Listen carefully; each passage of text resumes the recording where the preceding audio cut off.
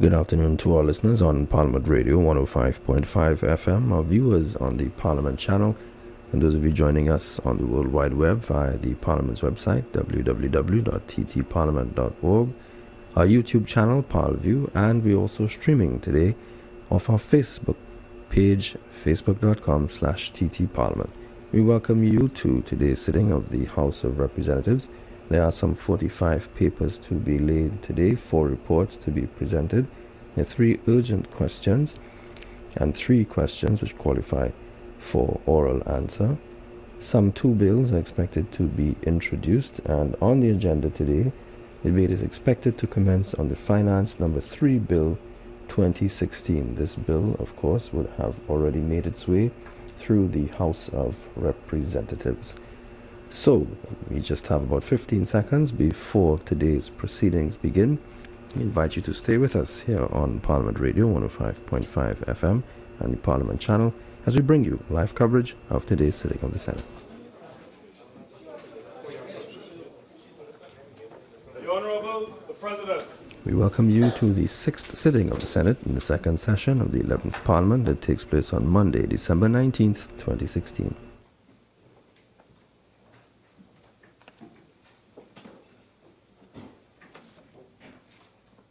Let us pray. Almighty God, we willingly acknowledge you as the Supreme Being, most gracious and most merciful.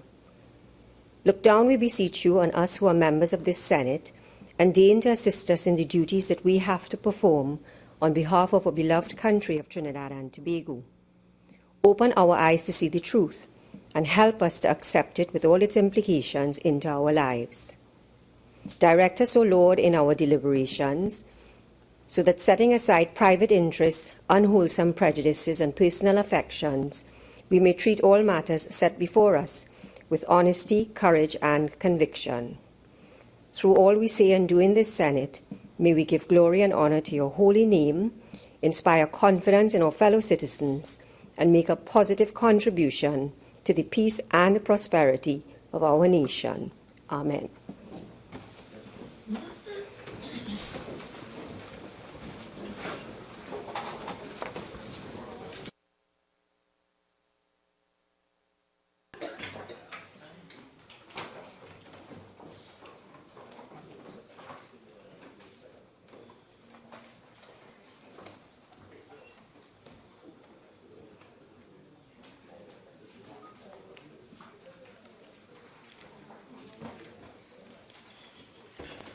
Announcements by the President.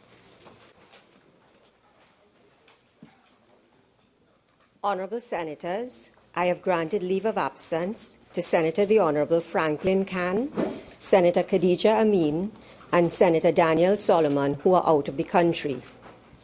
Honourable Senators, I have received the following correspondence from His Excellency the President, Anthony Thomas Aquinas Carmona, SCORTT. The Constitution of the Republic of Trinidad and Tobago, by His Excellency Anthony Thomas Aquinas Carmona, ORTT SC, President and Commander-in-Chief of the Armed Forces of the Republic of Trinidad and Tobago. To Ms. Alicia Romano. Whereas Senator the Honourable Franklin Khan is incapable of performing his duties as a senator by reason of his absence from Trinidad and Tobago. Now, therefore, I, Anthony Thomas Aquinas Carmona, President as aforesaid, in exercise of the power vested in me by Section 44(1)(a) and Section 44(4)(a) of the Constitution of the Republic of Trinidad and Tobago, acting in accordance with the advice of the Prime Minister, do hereby appoint you, Alicia Romano, to be temporarily a member of the Senate with effect from the 19th of December 2016 and continuing during the absence from Trinidad and Tobago of the said Senator Khan. Given under my hand and the seal of the President of the Republic of Trinidad and Tobago at the office of the President, St. Anne's, this 15th day of December 2016. To Mr. Gerard Hadid. Whereas Senator Daniel Solomon is incapable of performing his duties as a senator by reason of his absence from Trinidad and Tobago. Now, therefore, I, Anthony Thomas Aquinas Carmona, President as aforesaid, in exercise of the power vested in me by Section 44(1)(a) and Section 44(4)(b) of the Constitution of the Republic of Trinidad and Tobago, acting in accordance with the advice of the Leader of the Opposition, do hereby appoint you, Gerald Hadid, to be temporarily a member of the Senate with effect from the 19th of December 2016 and continuing during the absence from Trinidad and Tobago of the said Senator Daniel Solomon. Given under my hand and the seal of the President of the Republic of Trinidad and Tobago at the Office of the President St. Anne's this 19th day of December 2016. To Mr. Wayne Monroe. Whereas Senator Khadija Amin is incapable of performing her duties as a senator by reason of her absence from Trinidad and Tobago. Now, therefore, I, Anthony Thomas Aquinas Carmona, President as aforesaid, in exercise of the power vested in me by Section 44(1)(a) and Section 44(4)(b) of the Constitution of the Republic of Trinidad and Tobago, acting in accordance with the advice of the Leader of the Opposition, do hereby appoint you, Wayne Monroe, to be temporarily a member of the Senate with effect from the 19th of December 2016 and continuing during the absence from Trinidad and Tobago of the said Senator Khadija Amin. Given under my hand and the seal of the President of the Republic of Trinidad and Tobago at the Office of the President St. Anne's this 19th day of December 2016. Honourable Senators, Senators are required to take the oath.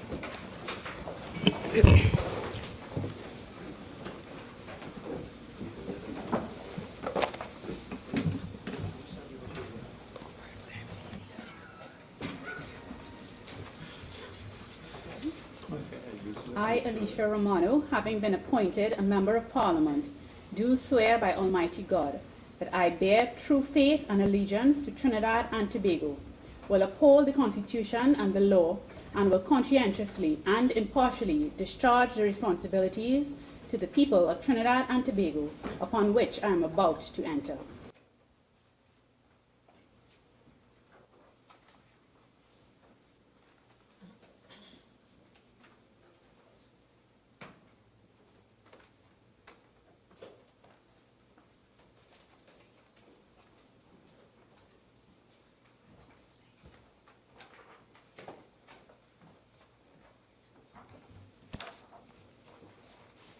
I, Gerald Hadid, having been appointed a member of the Parliament, do swear by Almighty God that I will bear true faith and allegiance to Trinidad and Tobago, will uphold the Constitution and the law, and will conscientiously and impartially discharge the responsibilities to the people of Trinidad and Tobago, upon which I am about to enter.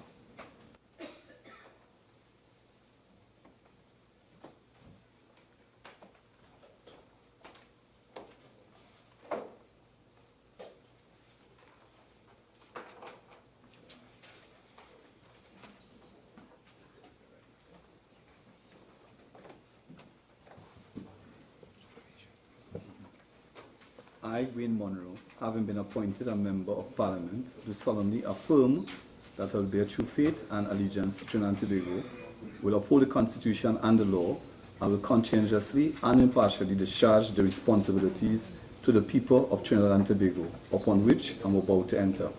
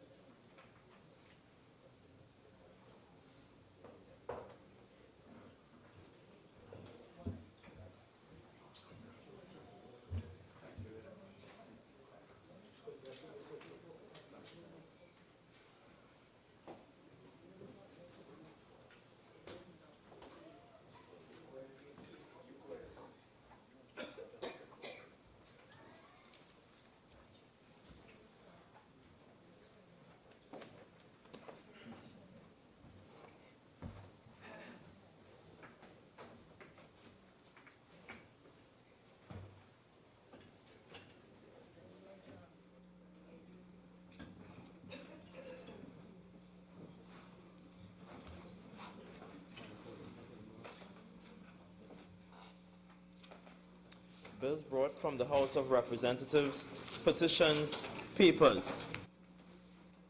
Minister of Finance.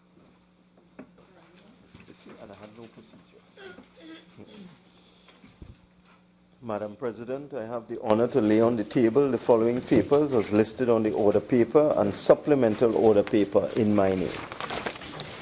The reports of the Auditor General of the Republic of Trinidad and Tobago on the financial statements of the Port of Spain Corporation for the years ended September 30th, 2001. 2002, 2003, 2004, 2005, 2006, 2007, and 2008. The report of the Auditor General of the Republic of Trinidad and Tobago on the financial statements of the Penal de Bay Regional Corporation for the year ended September 30th, 2008. The audited financial statements of Exim Bank for the financial year ended December 31st, 2015. The audited financial statements of Taurus Services Limited for the financial year ended September 30th, 2015. The consolidated annual audited financial statements of Export TT Limited for the financial year ended September 30th, 2015. The Supreme Court of Judicature, variation of rate of interest on judgment debt order 2016. The Petty Civil Courts, variation of rate of interest on judgment debt order 2016. The annual audited financial statements of the University of Trinidad and Tobago for the years ended September 30th, 2008, 2009, 2010, 2011, and 2012. The consolidated financial statements of Trinidad and Tobago Creative Industries Company Limited for the year ended September 30th, 2014. Minister of Rural Development and Local Government. Madam President, I have the honor to lay on the table the following papers as listed on the order paper in my name. The annual administrative report of the Palo Seco Agricultural Enterprises Limited for the financial year 2010 to 2011. The annual administrative report of the Princestown Regional Corporation for the period 2013 to 2014. The annual administrative report of the Princestown Regional Corporation for the period 2014 to 2015. Thank you. Minister of Works and Transport. Thank you, Madam President. Madam President, I have the honor to lay on the table the following papers as listed on the order paper in my name.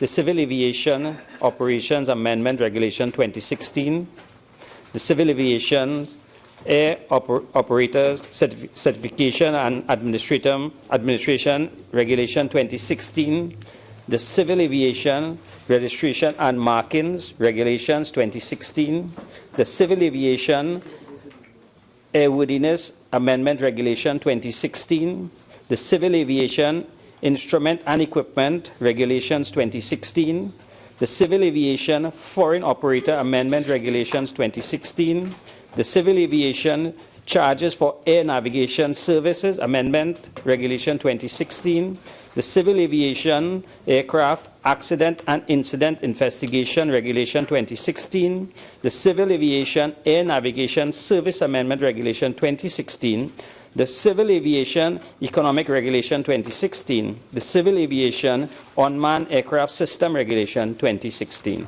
Thank you. Acting Leader of Government Business. Madam President, I have the honor to lay on the table the following papers as listed on the order paper and supplemental order paper in the names of the Minister of Public Administration and Communications, the Prime Minister, the Minister of Social Development and Family Services, the Minister of Community Development, Culture and the Arts, and the Minister of Planning and Development, and the Minister of Public Utilities. The annual report of the Telecommunications Authority of Trinidad and Tobago for the year 2015. The annual administrative report of the Office of the Prime Minister for the financial year October 2014 to September 2015. The breakdown of expenses to the Commission of Inquiry into the failure of CL Financial Limited, Colonial Life Insurance Company Trinidad Limited, Clico Investment Bank Limited, British American Insurance Company Trinidad Limited, Caribbean Money Market Brokers Limited, and the Hindu Credit Union Cooperative Society Limited. The third ministerial response on the first report on the Joint Select Committee on Human Rights, Equality and Diversity on the support programs and services for children whose parent or guardian was the perpetrator of or victim of a violent offence. The seventh ministerial response on the second report of the Joint Select Committee on Human Rights, Equality and Diversity on the challenges faced by persons with disabilities, with specific focus on access to services and employment. The eighth ministerial response on the second report of the Joint Select Committee on Human Rights, Equality and Diversity on the challenges faced by persons with disabilities, with specific focus on access to services and employment.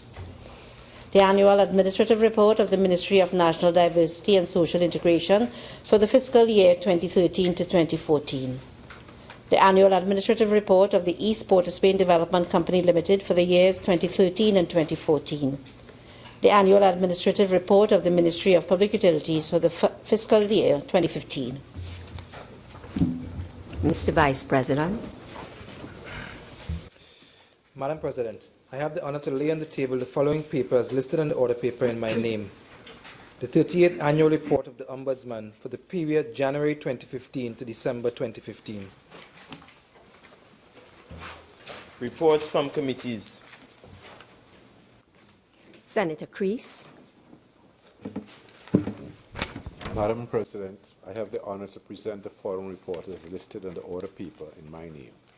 The first report of the Joint Select Committee on Land and Physical Infrastructure on an inquiry into land tenure issues in Trinidad and Tobago. Senator Roach. Madam President, I have the honor to present the following paper. Report as listed on order paper in my name. The second report on the Joint Select Committee on Local Authorities, Statutory Authorities and Service Commissions, including the THA, on an inquiry into certain aspects of the administration of the Tobago House of Assembly. Senator Small. Madam President, I have the honor to present the following report as listed on the order paper in my name. The first report of the Joint Select Committee on Energy Affairs on the strategies and incentives to promote new production in the energy industry, with specific focus on the Ministry of Energy and Energy Industries. Senator Mahavier. Thank you, Madam President. Madam President, I have the honor to present the following report as listed on the order paper in my name. The first report of the Joint Select Committee on Social Services and Public Administration on an inquiry into the current level of violence among students in schools, with particular focus on physical and cyberbullying. Thank you, Madam President. Urgent questions. Senator Mark. Thank you, Madam President. To the Honourable Minister of Community Development, Culture and the Arts. Given that annual government subventions to the main carnival stakeholders have not been paid to date, can the Minister inform the Senate as to what measures are being taken to ensure the timely commencement of preparation for Carnival 2017? Honourable Minister of Community Development, Culture and the Arts. Thank you, Madam President, for the opportunity to respond to this question. I'd like to inform this Honourable House that preparations for Carnival 2017 indeed began shortly after the completion of Carnival 2016 and have been well underway for months now.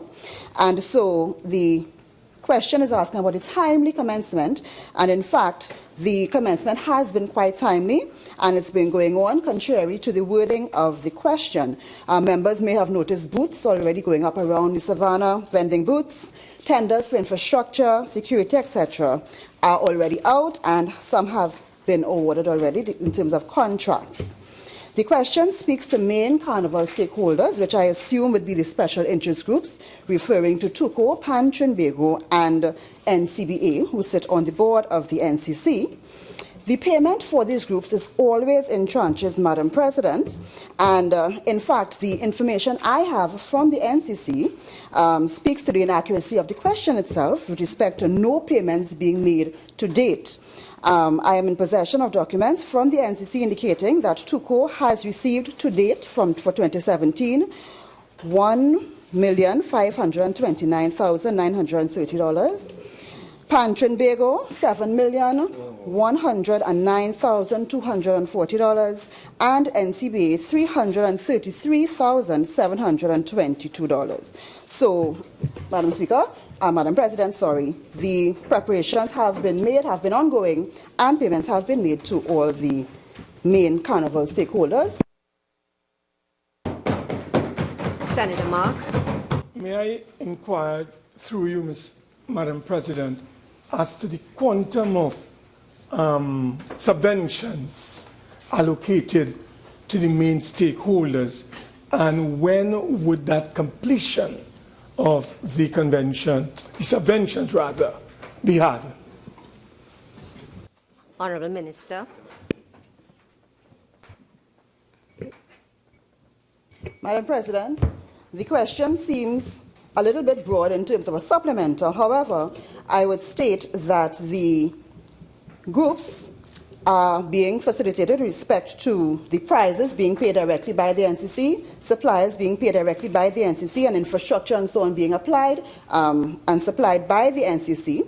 And so the total subvention that is allocated for the carnival component is $7,290,000. For the pan component of carnival is $23,085,000, and for the mass component is $9,450,000. And these deal with the actual completion of the events, not necessarily subventions directly to special interest groups. Senator Mark.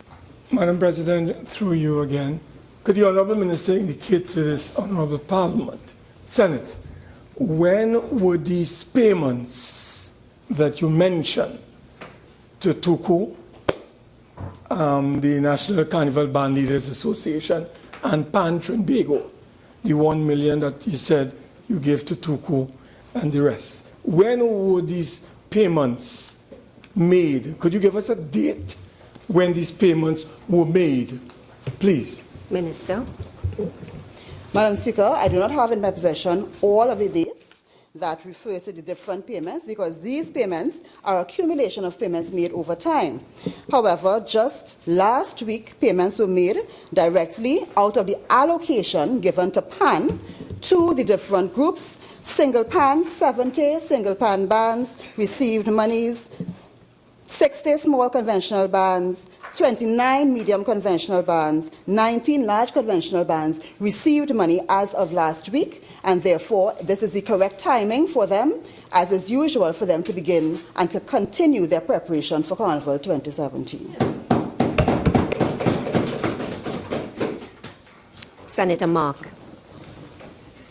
To the Honourable Minister of Works and Transport, having regard to the recent grounding of a Caribbean Airlines flight due to engine problems, can the Minister state what maintenance measures CARL, that is Caribbean Airlines, has in place to ensure the safety of both passengers and flight crew? Minister of Finance. Thank you, Madam President. The Honourable Senator should know that the responsibility for Caribbean Airlines was transferred to the Ministry of Finance under the PP administration many years ago and remains there. With respect to the question, the aircraft was grounded due to a warning light, and in accordance with standard operating procedures, it was withdrawn from service. With respect to what is being done, the president of ATR Americas is currently meeting with the Caribbean Airlines team, and in addition, Caribbean Airlines has obtained from the aircraft manufacturers the required support to get the aircraft back into service in the shortest time frame. I am advised that Caribbean Airlines strictly adheres to the maintenance program provided by the manufacturers and approved, most importantly, by the Trinidad and Tobago Civil Aviation Authority. In this particular instance of this particular aircraft, Caribbean Airlines has gone further and has engaged the manufacturers of the aircraft and engines, ATR, to assist with the troubleshooting exercise. The airline has assured me, and by extension the public, that the safety of its valued customers and crew remains its #1 priority. Okay. Senator Mark. I think this one is for you for sure. To the Minister of Finance, given that groceries, supermarkets have already adjusted their prices in compliance with the recent legislation, how will the Minister ensure that the recent tax moratorium on imported wine is transferred to the consumer in time for Christmas? Minister of Finance. Thank you, Madam President. Just correct misinformation in the question. There has been a waiver approved by Cabinet on wine in containers of 2 liters and above. So it's not on all wine. It's just on wine in containers of 2 liters capacity and more. The reason for this is that in the past, persons who imported wine in these large containers, also known as box wine, enjoyed the benefit of almost zero duty, but did not pass on this benefit to consumers. So the Cabinet took the decision to regularize the situation and make the duty on wine the same for all types of wine. However, based on representation from business organizations and other persons in the business sector, the Cabinet decided to waive the application of the duties until the 31st of December to allow businesses who had imported wines prior to the Cabinet decision to retail the wine at the old subsidized price. In terms of passing it on, it's a free market, it's an open market. One would hope that the businesses will pass it on. If they do not, that is all the more reason why come 1st of January, we will enforce the new duties on the wine. Senator Mark. Having regard to the fact that businesses, from what you have said, did not pass on the benefit to consumers, why did the government decide to waive or to issue a waiver to businesses in this country when you know, and the government is aware, that they have not been passing on the benefits to the consumers? Minister of Finance. Sure. And let me clarify something I just said. The retail price of a large container of wine was substantially lower than the retail price of the equivalent number of bottles. So, for example, a 3-liter container of wine would retail for just over $100 because it fell into this category where there was minimal duty, whereas the ordinary 750 milliliter or 75 cl bottle, the typical bottle, would also retail for approximately $100. The problem arose with the persons who were using it in the hospitality trade, where they would be purchasing the wine at $3 to $4 per glass, but selling it at $30 or $40 per glass. And the original initiative many, many years ago came from the hospitality sector, where they said in order for Trinidad and Tobago to be competitive, we should reduce, well not we, the country should reduce the duty on wine to allow them to sell it at a low price to attract tourists, but it didn't happen. If you go to any restaurant, any hotel, it's $30, $40 for a bottle of wine. So that is why we took the decision. But we decided just for this period, the Christmas period, the items that to be sold in the groceries we expect will continue to be retailed at $100, $120. But come January 1st, the new regime will kick in. Well, just to, you do, but just to point out that the 10-minute period for urgent questions has just expired. With the leave of the Senate, I will let Senator Mark just ask his question. Yes. Thank you very much. Yeah, Madam President, I would like to ask the Honourable Minister if he could identify for us, apart from the hotels or the hotel industry, my information is that the Chamber of Industry and Commerce also approached the Minister of Finance. And maybe he can explain to us which other organizations would have approached him to encourage the government to issue a waiver on this matter based on what he has submitted. Minister of Finance. So it's a very broad interpretation of a supplemental question. But the first approach came from the Chamber of Commerce, and the second approach came from the hotel organizations.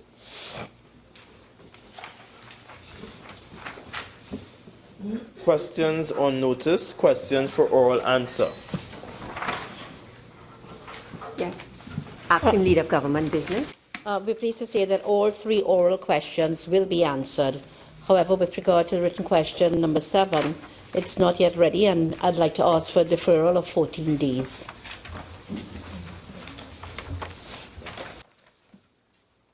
Senator Mark. Before I ask my question, I think that we have given 28 days for written answers, and this was due since the 29th of October, I think. So I would like to... No. Oh, Senator Mark, but you are aware that there is there's one occasion when it can be deferred with the leave of the Senate. All right? So that doesn't arise as yet, so the leave is granted. You are a zero hero. Senator Mark? Yes, Madam President. I turn to the Honourable Minister of Finance. How long he'll be there, I don't know. Can the Minister No, Senator Mark, no, these are the oral questions now, the regular written. Oh, I beg your pardon. I was on the flow, you see? Yes. I was on the flow.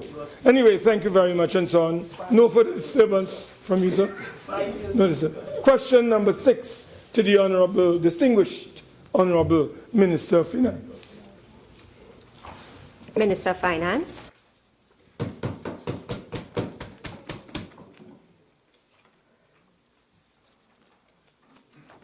No. From this arrogant minister. But it's no problem. That is his behavior. That is why he was demoted. No, Senator Mark, you have a supplemental? Yes, I was coming to it. Sure. Can the minister identify for this honourable parliament the name of this non-public company that received this U.S. in excess of U.S. 1 million? Said no. No, Senator Mark, just have a seat. The question was posed. The ministers answered saying no, that this has not been done. Therefore, what you are asking now does not arise from the answer that the minister has given. Proceed, ma'am. The question. Yeah. I will deal with this on another occasion. I don't want any threats across the floor. Question number. Let's proceed, Senator Mark. I hope that he knows that. Question number 8 to the new Minister of Works and Transport. Minister of Works and Transport. Thank you, Madam President. Madam President, in Chatham Village, Cedrus, there are 4 roads under the jurisdiction of the Ministry of Works Highways Division. They are the Chatham Road North, the Chatham Road South, the Chatham Erin Road, and the Southern Main Road. The Southern Main Road is in good condition. The Ministry is aware that the asphalt is delaminated, and there are potholes in the first kilometer of the Chatham North Road and the Chatham Road South. The Highways Division, through its routine maintenance program, has been conducting pothole and surface patching in order to maintain a passable road. Patching along the Chatham Road South will continue on December 19, 2016 for short-term relief. The total rehabilitation of the Chatham Road North and the Chatham Road South will be executed in the fourth quarter of fiscal 2016-2017, subject to the availability of funds. It must be noted that there are two landslips between 95 km and 95.6 km on the Southern Main Road that are being repaired by the Program of Upgrade Road Efficiency Unit in the Ministry of Works and Transport.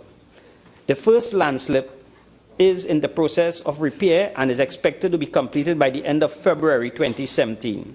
However, there have been delays on this project pending the completion of works by the Water and Sewerage Authority. The second landslip, which is currently in the design phase, will also be done by the Pure Unit. It is expected that work will commence as soon as designs are completed. Thank you. Senator Mark. Question number 9 to the Honorable Minister of Labour and Small Enterprise Development. Minister of Labour and Small Enterprise Development. Thank you.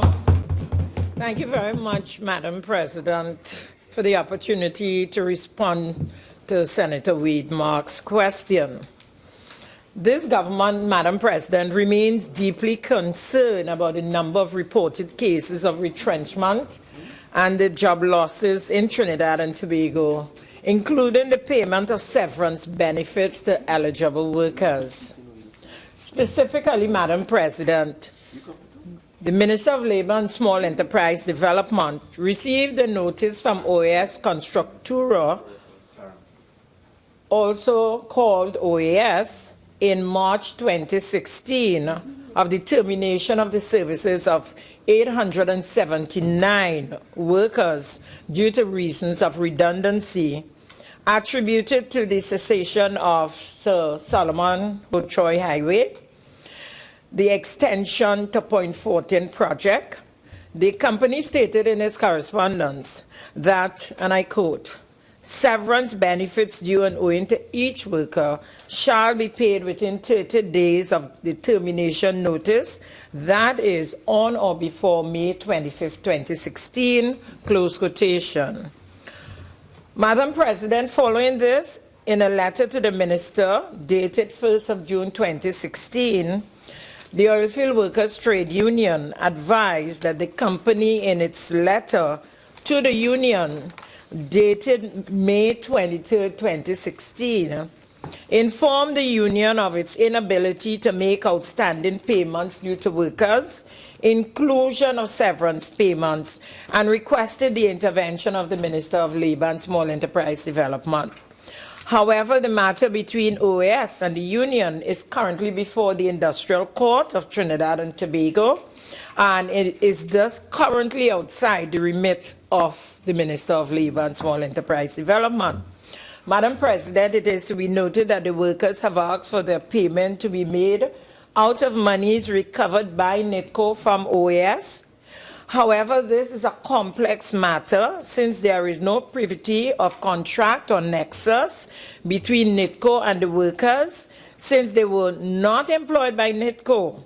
Further, from a legal perspective, the money recovered by NITCO under the terms of construction contract between NITCO and OAS is for the specific purpose of compensating the government for cost overruns and losses incurred on the highway project, which run into the billions of dollars. These funds, Madam President, cannot be used for other purposes.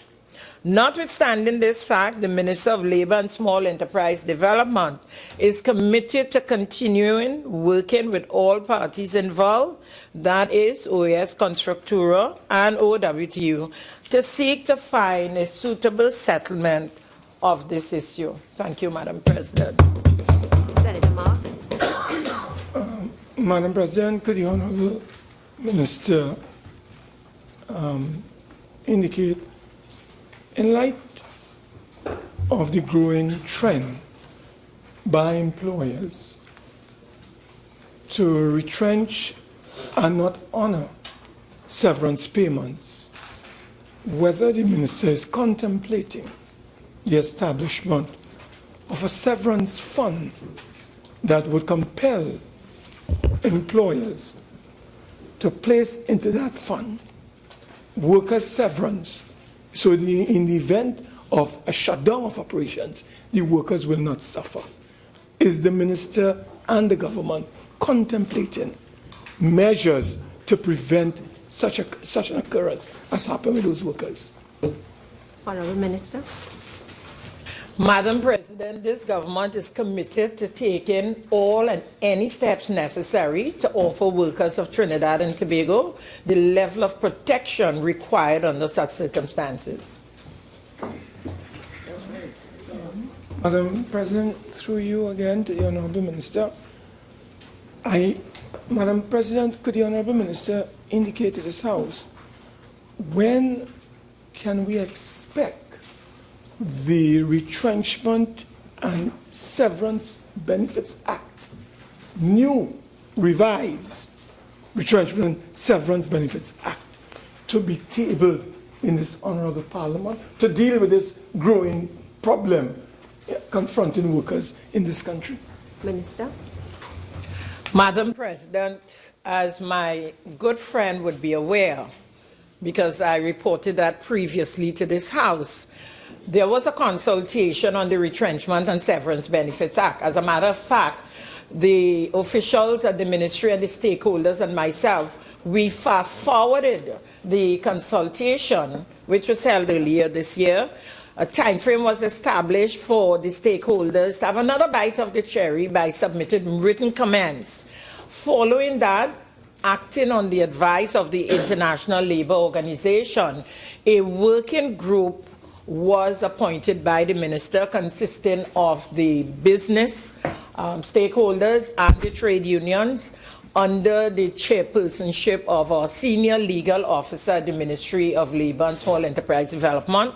That working group, they completed their deliberations, and an interim report is now before me for consideration, signing off, and then taken to Cabinet. Once it goes to Cabinet, then of course the Honourable Attorney General will do what he has to do, but we are prepared to work very speedily to bring such legislation to the Parliament early in 2017.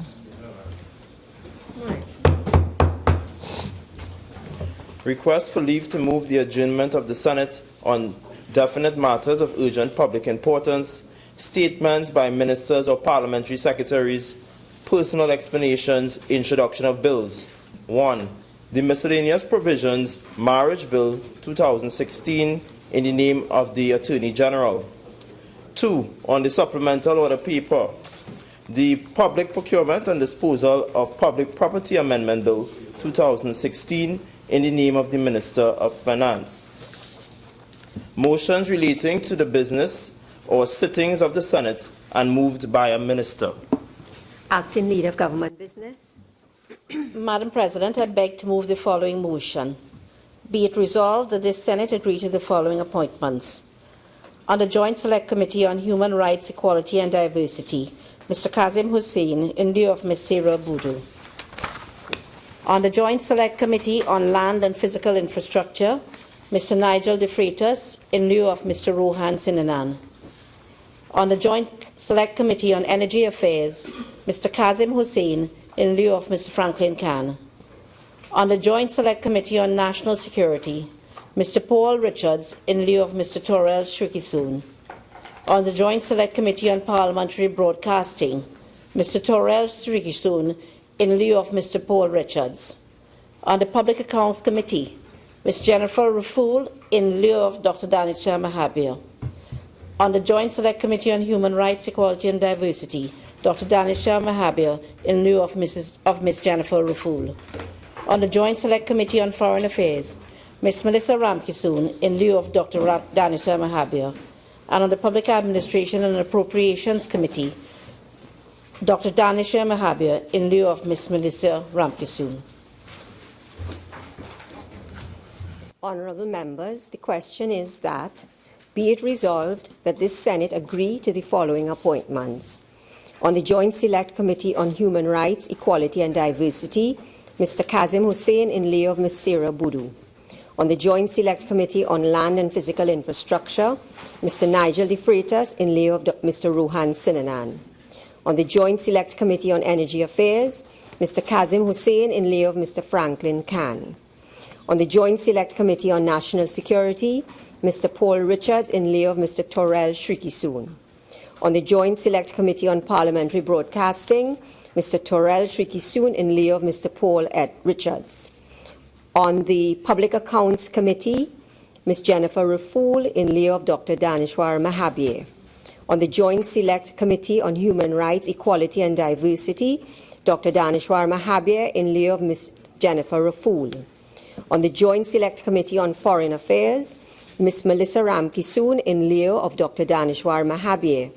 And on the Public Administration and Appropriations Committee, Dr. Danishwar Mahabir in lieu of Ms. Melissa Ramkisoon. Those in favour say aye. Aye. Those against say no. I think the ayes have it. Public Business, Government Business Bill, second reading. Minister of Finance. Thank you, Madam President.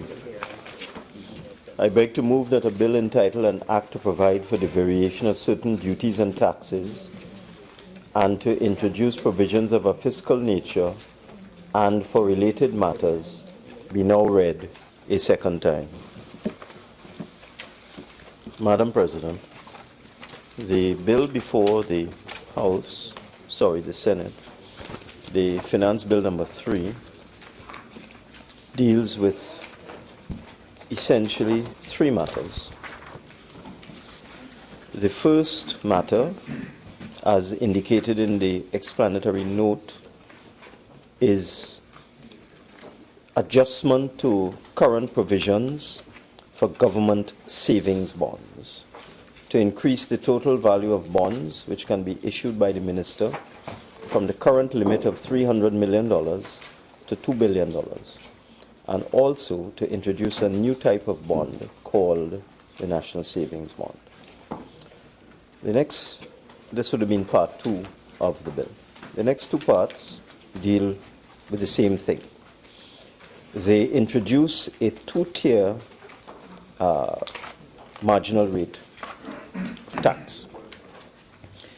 In part 3, the Income Tax Act is amended, or is to be amended, to provide that the rate of tax payable on the chargeable income of a person as an individual other than a company will be 25%, the current rate, 25 cents for every dollar, up to $1 million of chargeable income, and 30 cents for every dollar that exceeds $1 million of chargeable income. So the tax rate, after you take out your deductions, your lawful deductions, once your income is less than $1 million per annum as an individual, your tax rate will be the current 25%.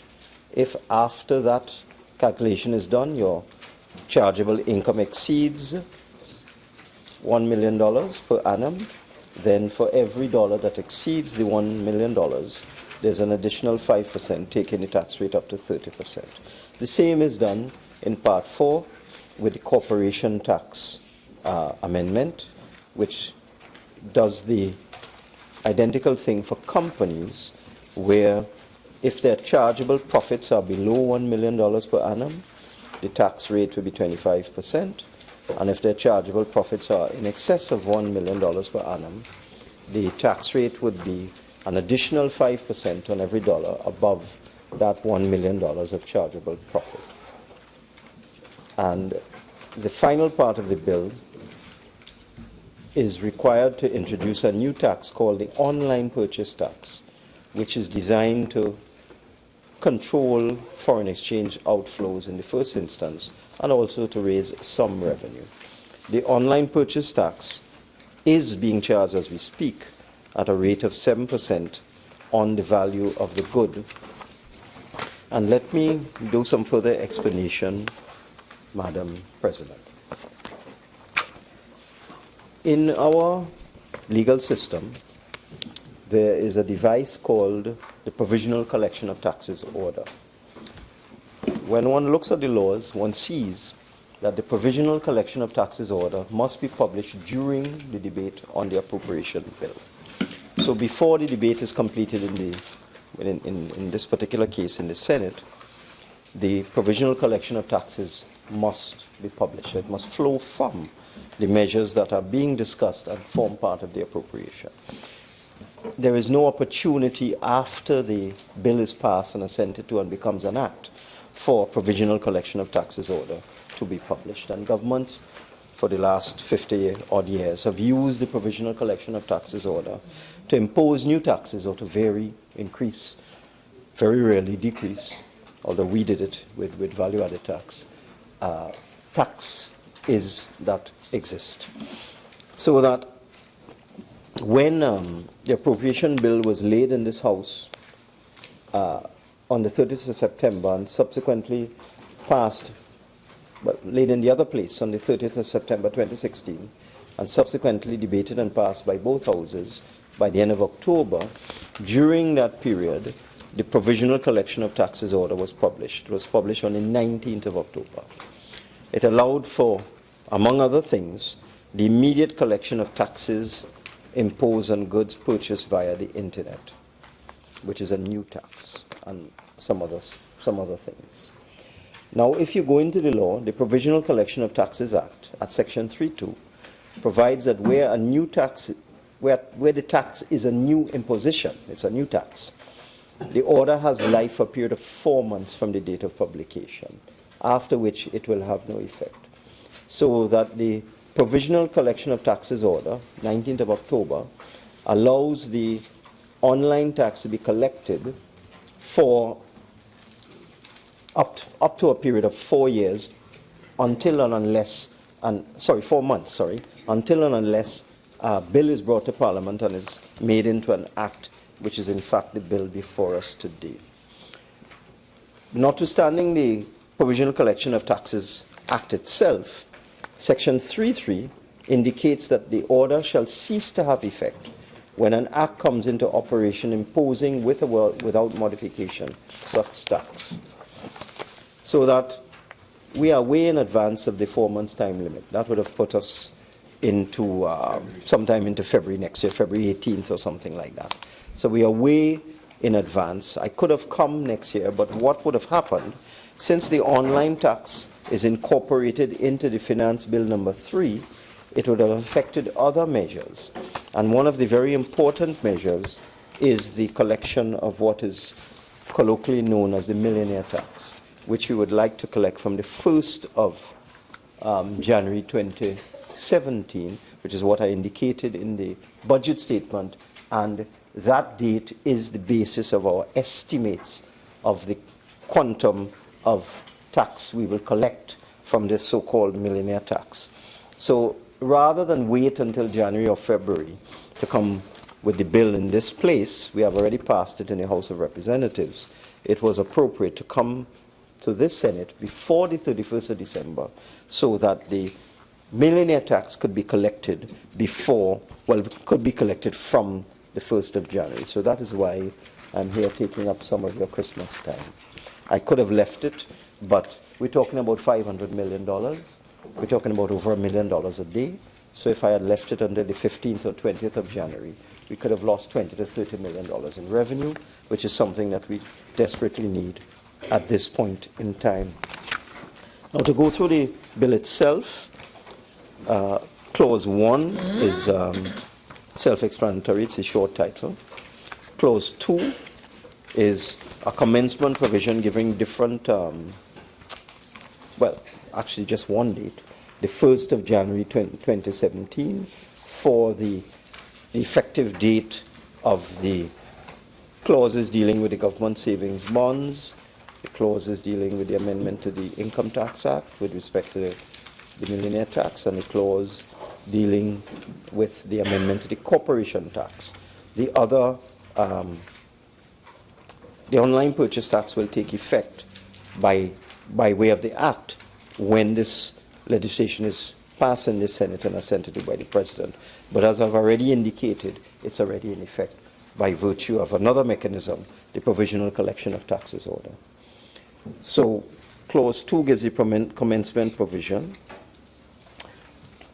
If I could go in, well, I've already spoken about the online purchase tax, but I would like to give the Senate some information. We've already spoken about it, how it will be applied and so on, but I will give some information. For the first 11 days after the order was published, the government collected just about $1 million from the online purchase tax. In the month of November, we collected $2.5 million. And so far, for the first half of December, we have collected $2.5 million. Of course, there would always be a higher utilization of online shopping at Christmas time, but we should cross $3 million and possibly get up to $3.5 million by the end of December. Now, this is a new tax. There are a lot of issues in terms of interpretation, a lot of questions of who it should apply to, whether it apply to individuals, whether it apply to businesses. And I just want to reiterate what I've already said in the Parliament, that the tax applies to individuals. It applies to individuals who use an electronic transaction to purchase a good online using the definition in the Electronic Transactions Act. It does not apply to, and the good must be imported for the person's own personal use.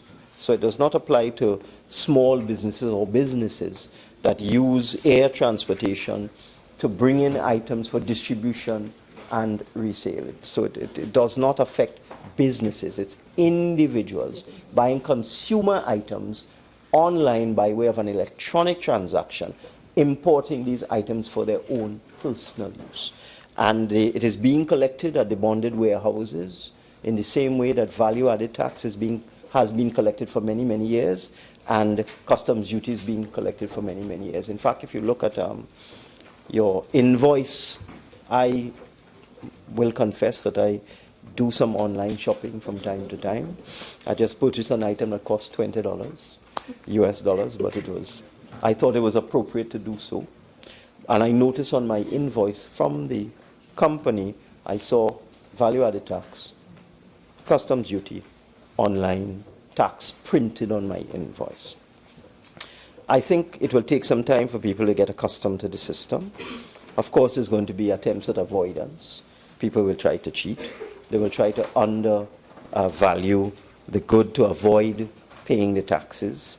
And what this has done for us, what has assisted the government in terms of revenue collection, is to put a greater focus and a spotlight on goods purchased and brought into Trinidad by air through skyboxes and other on air couriers, and allowed us to look at the efficiency of tax collection. And as you may or may not be aware, Madam President, a lot of people bring in items and value them at zero. If you look at the invoice, you actually see declared value zero. So quite a few people have been getting away for some time. So this has helped us to improve the efficiency of revenue collection. With respect to the other taxes, the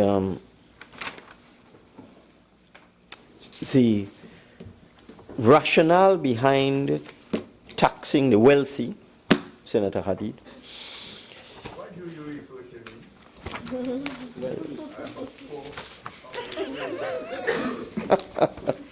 Yes, Madam President. As I was telling Senator Hadid just now, the rationale behind taxing the wealthy. Thank you, sir. Yeah, sure. I am close to you. If you look at list of countries by personal income tax, and this is something that is current. This is current as of the 16th of December. In the United States, the tax rate is 39.6%. In the euro area, 42%. In China, believe it or not, 45%. In Japan, 55%. In Germany, 47%. In France, 50%. In India, 35%. In Italy, 48%. In Brazil, 27%. In Canada, 33%. In Korea, 38%. In Australia, 47%. And so on and so on. Many countries are in the 30 to 33% rate. So Trinidad and Tobago stands out as one of the countries with one of the lower tax rates in the world. But all over the world, there's always been a focus on whether you should collect tax from high net worth individuals. And I actually have a document which was given to me from the National Audit Office, which is the equivalent of our Auditor General's office in the United Kingdom. And it's a report on the approach of Her Majesty's Revenue and Customs to collecting tax from high net worth individuals. And it's interesting. We haven't started to do this in Trinidad and Tobago yet, Senator Hadid. But what, I didn't say it was coming.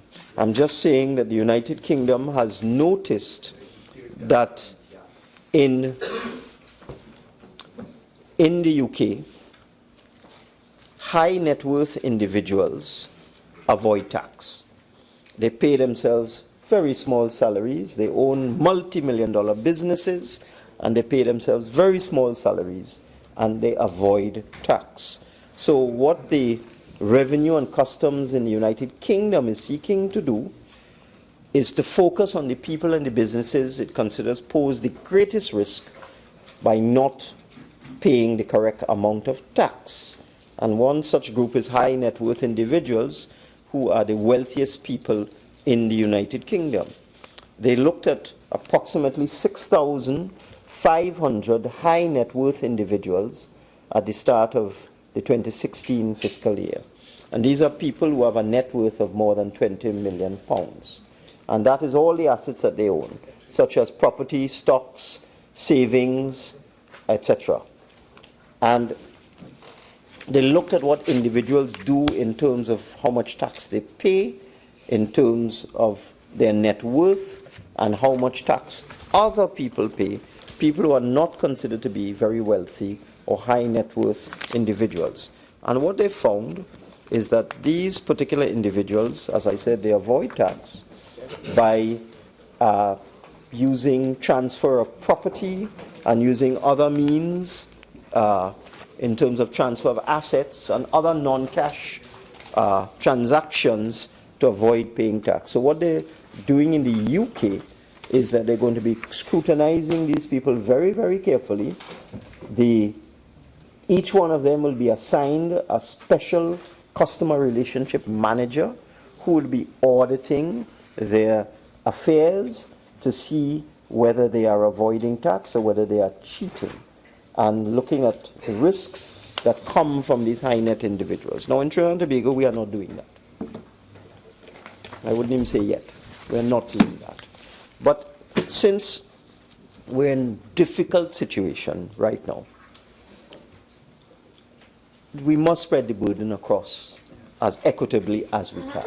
And we have done some things as a government that affect people in the working class, people at the lower end of the income spectrum. And therefore we must seek to spread the burden equitably, and this is why we are targeting persons in the upper end of the spectrum.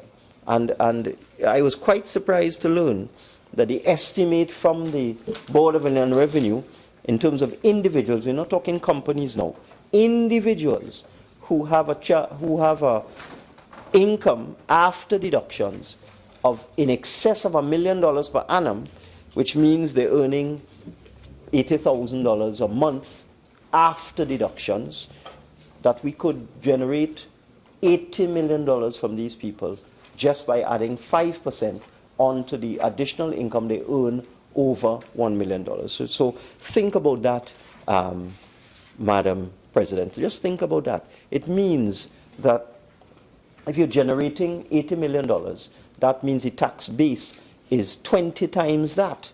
That's $1.6 billion you're talking about. That is being paid to these very wealthy individuals outside there.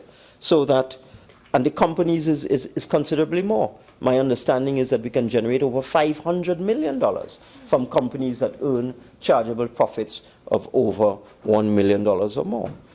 So that we felt, since everybody is being affected at the lower end, we felt it was now necessary to ask the people at the upper end to share in the burden. And I'm sure everybody in this Senate, especially Senator Hadid, will agree that this is a very equitable measure. I would also like to say that I've asked bearing in mind some of the statements made by Honorable Senator Mahabir on previous occasions, I've asked the Budgets Division to give me some information on the fiscal outturn for the couple months of the fiscal year so far. I hope to get it before the end of the debate so I could deal with that in my wrapping up. But suffice it to say that the government must turn its focus now in terms of diversification and transformation of the economy. We must turn our focus now to provide incentives for those companies that are net earners of foreign exchange. Because we have a situation in this country where a lot of the foreign exchange that is used up and is creating a problem are net consumers of foreign exchange. So you're talking about the companies that import foreign goods, in particular motor cars, for example, as an example, or just simply foreign items that are manufactured abroad and imported into Trinidad, furniture, appliances, and all of these sorts of things. All of these companies are net consumers of foreign exchange. And we will not be able to diversify our economy and put our economy on a sustainable basis unless we start focusing on companies that earn foreign exchange. So this is where the Trinidad and Tobago manufacturers come in, who are making quite a lot of headway into Central America and so on. And there are quite a few companies. I remember Mr. Lockjack telling me that his company does not go to the commercial banks for foreign exchange because his companies are so diversified that his group is a net earner of foreign exchange. So they have no requirement to put any pressure on the Treasury or on the commercial banking system for foreign exchange. But those types of companies are not the norm. So that what we'll be looking at in 2017 to see if we can fashion a program of incentives which would broaden the base of foreign exchange generation. And of course, using all the state agencies like Export TT, the Exim Bank, and so on, and also looking as if we can create a special window in the central bank for businesses that are moving towards this condition, because you don't get there overnight. You have to start refocusing and repurposing your business so that you become a net earner of foreign exchange. So we will have to start assisting companies that are moving towards the export market, and also perhaps giving them some incentives and priority in terms of what the government can offer them. And with those few words, Madam President, I beg to move.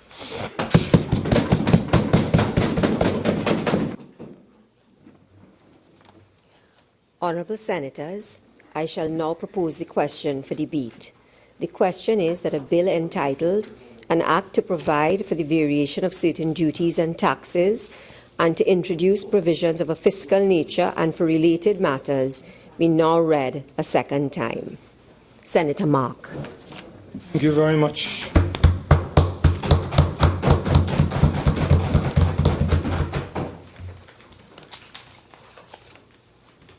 Madam President, I rise to make my contribution. 3 bill of 2016. I'm surprised, however, that my honorable colleague did not spend some time, as he normally would do, in detailing the benefits and challenges surrounding government savings bonds, which was a measure that was advocated by colleagues in this honorable House. And he just skirted that issue completely. I will spend some time on what he has not spent any time on. Madam President, I want to remind you and this honorable Senate that we came here on the 15th of November to debate the Finance Number 3 bill that we are debating today. And we were then told by the government that they got advice from the Treasury solicitor that there is no need to debate that bill. And they have until February 20th, 2017, 4 months to do so. So I was a bit surprised. I was a bit surprised. Yeah, I'm a bit surprised, Madam President, that we are summoned 6 days before the birth of Christ to this place to discuss, Madam President, the very matter that we came to discuss on the 15th of November. But that was campaign time. So the government and so on was more interested in campaigning. And we got this frivolous excuse that they got advice. And we got a commitment, Madam President, from the then Minister of Local Government, who has been replaced by the now new Minister of Local Government. He is now the Minister of Energy. He's not here today. That he would make available a copy of the advice. But so disrespectful is this government that the Minister of Finance called a press conference and he made copies available to the media. Up to now, as we speak, the government has not made a copy of that opinion available to members of the Senate. But the media, Madam President, got it. And we are yet to receive it. I also wanted the Honorable Minister to tell this Parliament, why is he picking and choosing and dealing with this budget on a piecemeal nature? I thought the appropriation bill was a comprehensive package of measures. But we have on our order paper, Madam President, 3 motions on excise duties for tobacco. On excise duties, tobacco, alcohol rather. So it's alcohol, tobacco, and those importing alcohol and other products. But I would like the Minister to tell us why we are not debating that today, Madam President. It's not relevant. But, Madam President, we are dealing with some measures. We are dealing with some measures today. The Minister talks about us placing emphasis on diversification. But where was this Minister a year ago? Where was the Minister 15 months ago on diversification? And new streams of income in order to ensure that this economy continues to transform and to grow. Where was he, Madam President? It seems like Rip Van Winkle. He was sleeping for 20 years, and he has now awakened. But, Madam President, I don't have to tell you that the economic policies of this regime, PNM, have failed. I don't have to tell you that again. And these measures that we have here today arising from the failed 2016 and 2017, because we are predicting, Madam President, that the 2016 2017 fiscal package is going to be another failure on the part of this government. So these measures that we have before us, Madam President, have arisen out of the total appropriation package of 2016-2017, Madam President. But the governor of the central bank, in his monetary report dated November of 2016, and we saw in today's papers, ECLAC of United Nations, ECLAC, have now indicated that 2016, Madam President, is going to be a completely difficult year for this economy of Trinidad and Tobago. So here it is, Madam President. We are dealing with measures arising out of the 2016-2017 package. And the first one deals with government savings bonds. And the minister intends to increase the ceiling from $300 million to $2 billion.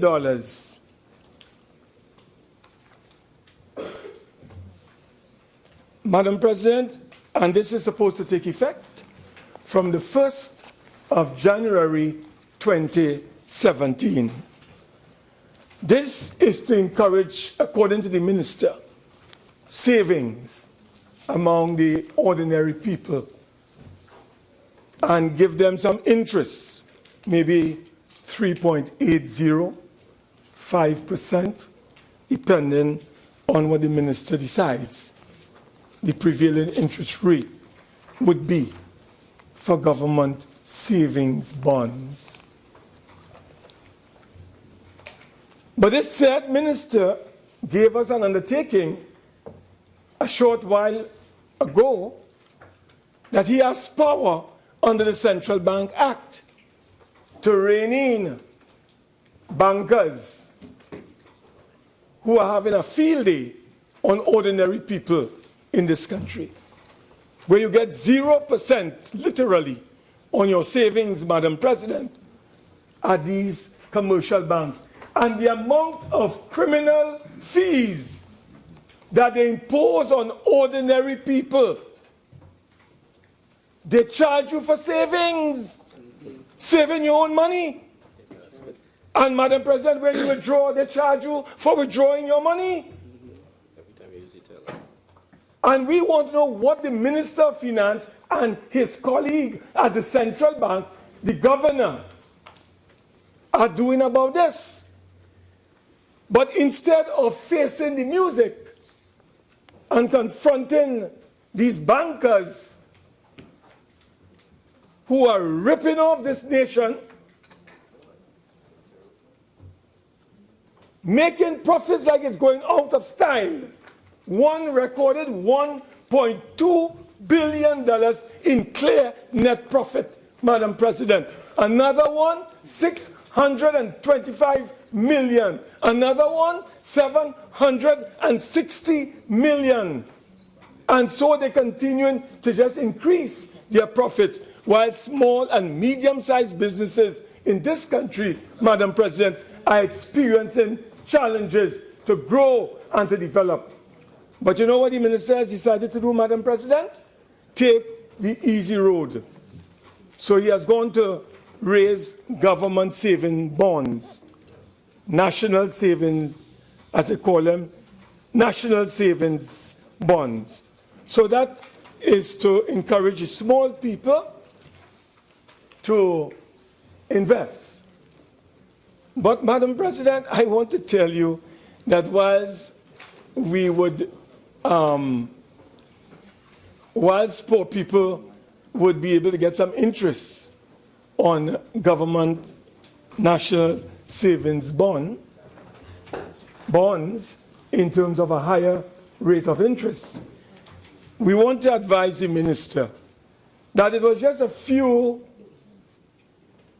year ago, Madam President, a year ago, we came right here and we approved close to, I think it was about $50 billion in terms of the Development Loans Act, the Companies Guaranteed Loans Act, the External Loans Act, the Statutory Authority Companies Loans Act. The minister got about $50 billion in loans that he can now access, Madam President. I would have wanted the minister to tell us when he is accessing or when people access these national savings bonds and they use them to save, the government will be getting monies from these savings, these investments. And therefore the government is going to be engaging, Madam President, on borrowing. Because when you buy bonds, you must pay for those bonds. And the government will be getting those savings from the people. And they can go up to a maximum, Madam President, of $2 billion. So we would have liked the Minister of Finance to tell us, with this mounting debt that we have in this country, I read in the paper just last week, Madam President, where the government is about to borrow $500 million to deal with recurrent expenditure via a fixed interest bond of, I think, about 3.80%. The central bank is doing that exercise for the government. And they expect to raise $500 million to deal with recurrent expenditure. And I also saw where TGU has employed a company called Credit Suisse to raise what? $600 million to repay the government. When we total that, Madam President, we got close to $5 billion that the government is about to borrow. TGU is owned by the state. It is a state-guaranteed loan.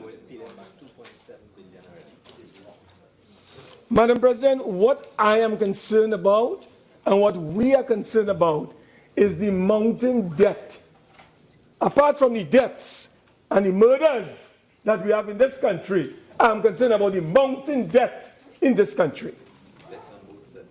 And Madam President, I recall the Honorable Minister telling this country some time ago that 60% of debt to GDP is a danger zone, a red line that he does not want to cross. And today I read in the papers and among the statistics given to me that our debt to GDP is close to 61.1% of GDP. We understand that the rate that this government is going, by the end of this year, by the first quarter of next year, that will shoot up to 70% of debt to GDP. And you know, Madam President, you know and I know, nothing is wrong with borrowing. What is wrong with borrowing? Nothing is wrong with borrowing. The problem is, what are you doing when you borrow the money? Are you borrowing money to invest in productive activity so we can have returns on what we borrow? You do not borrow money, Madam President, to pay recurrent expenditure. You don't do that. Because in any event, we have to pay back. And the minister could advise us again, Madam President. I think some phone is going off. I think it's the minister's phone. Oh, I see. Okay. Oh, your computer. Well, switch it off now. Switch off your computer. Listen to us and stop listening to your computer. That's your problem. That is why you were recently removed. Oh, I think he has been removed. Oh, okay. That's the first phase before another removal takes place. So, Madam President, I don't expect him to respond to us. He has treated this country, citizens. We represent close to 400,000 people in this country. And you have treated 400,000 people with utter contempt and contumely. But we are not worried about that. On November the 28th, they sent a message. They sent a message. That is the first message they sent to you. The next one is coming in 2019, if not before. So continue with your humiliation and your contempt and your disrespect, Madam President. So we want the minister to tell us, how are we going to deal with this mounting debt in our country? How are we going to pay it back? Our estimation, according to reports, is that the total debt, including contingency liabilities and guarantee loans, is close to $120 billion. That's true. And, Madam President, would you believe that when this PNM government that is so prudent in its management of the country's resources, when they came in 2015, you know what was the debt to GDP ratio before the rebasing of the GDP? Madam President, it was about 44%. But I understand with the rebasing downward of our GDP, it went to 50%. You know, Madam President, in less than 15 months, this government has increased the debt in 1 year from 50% debt to GDP to 62%, and it rushed into what, 70%? Where are we going under this PNM government, Madam President? We seem to be going to hell in a handbasket fast. That is where we seem to be going under this PNM. So, Madam President, this government has to be told that when it borrows money, it must invest in productive activity and engage in productive investment activities on behalf of the people, not to take money and just engage in recurrent expenditure. And it seems to me, Madam President, that the government is not learning. But they are harming the people because they come here every other period to do what? The strategy is to raise revenue. What is the strategy to raise revenue? What is the method? Tax, tax, tax. Borrow, borrow, borrow. And the last one that is coming, sell out, sell out, sell out. Our state entities and state enterprises and jewels of this nation. That is their strategy. But, Madam President, that is not sustainable. It is not sustainable because that will crash.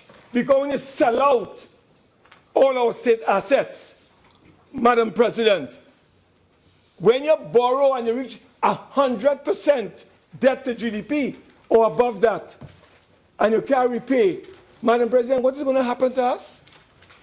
The IMF that is advising the minister will no longer be advising him. They'll be in charge of him. And they'll be in charge of the country. And you know what the minister doesn't want to do? The IMF will do. What he does not want to do, the IMF will do. So, Madam President, we are concerned about where our country is going under this failed minister. In fact, this country is in an economic coma under this government. Total economic coma. And we don't need an engineer to take you out of a coma.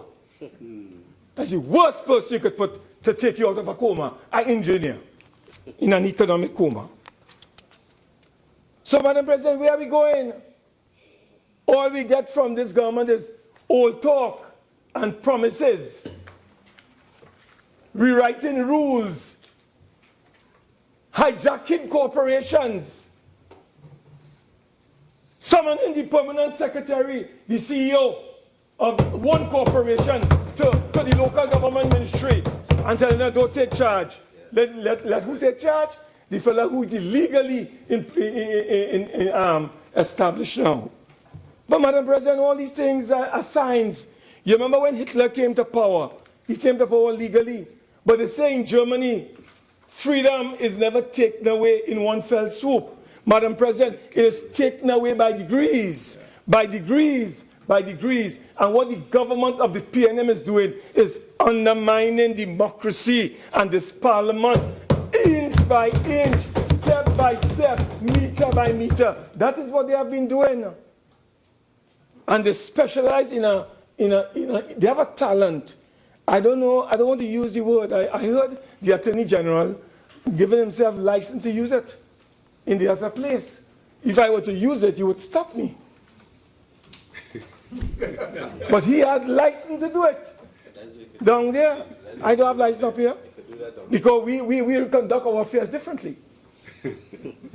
And the freedom that they have down there, they can't have up here. But I think that they are purveyors of terminological inexactitudes. I think they are purveyors of terminological inexactitudes. And they specialize in it. And every man, and my good friend, the new Minister of Local and Rural Development. Senator Mark? Sir, ma'am, sorry. Yeah. How about you get back to the bill, please? Of course. Yes? Of course. I am. I am on the bill. I am.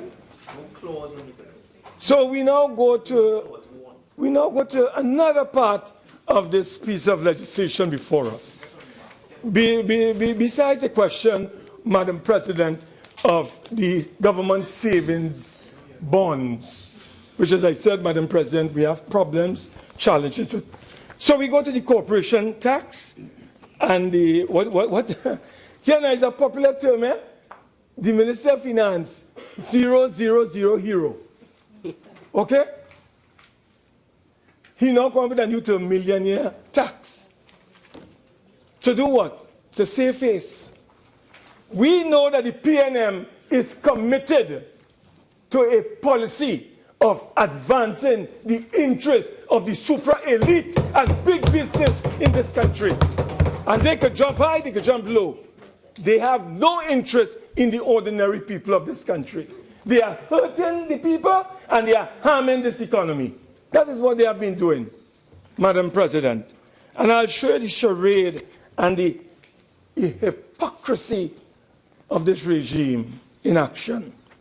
They talk about income tax. Anybody, Madam President, you know tax evasion and tax avoidance? That's real in Trinidad and Tobago, you know. It's real.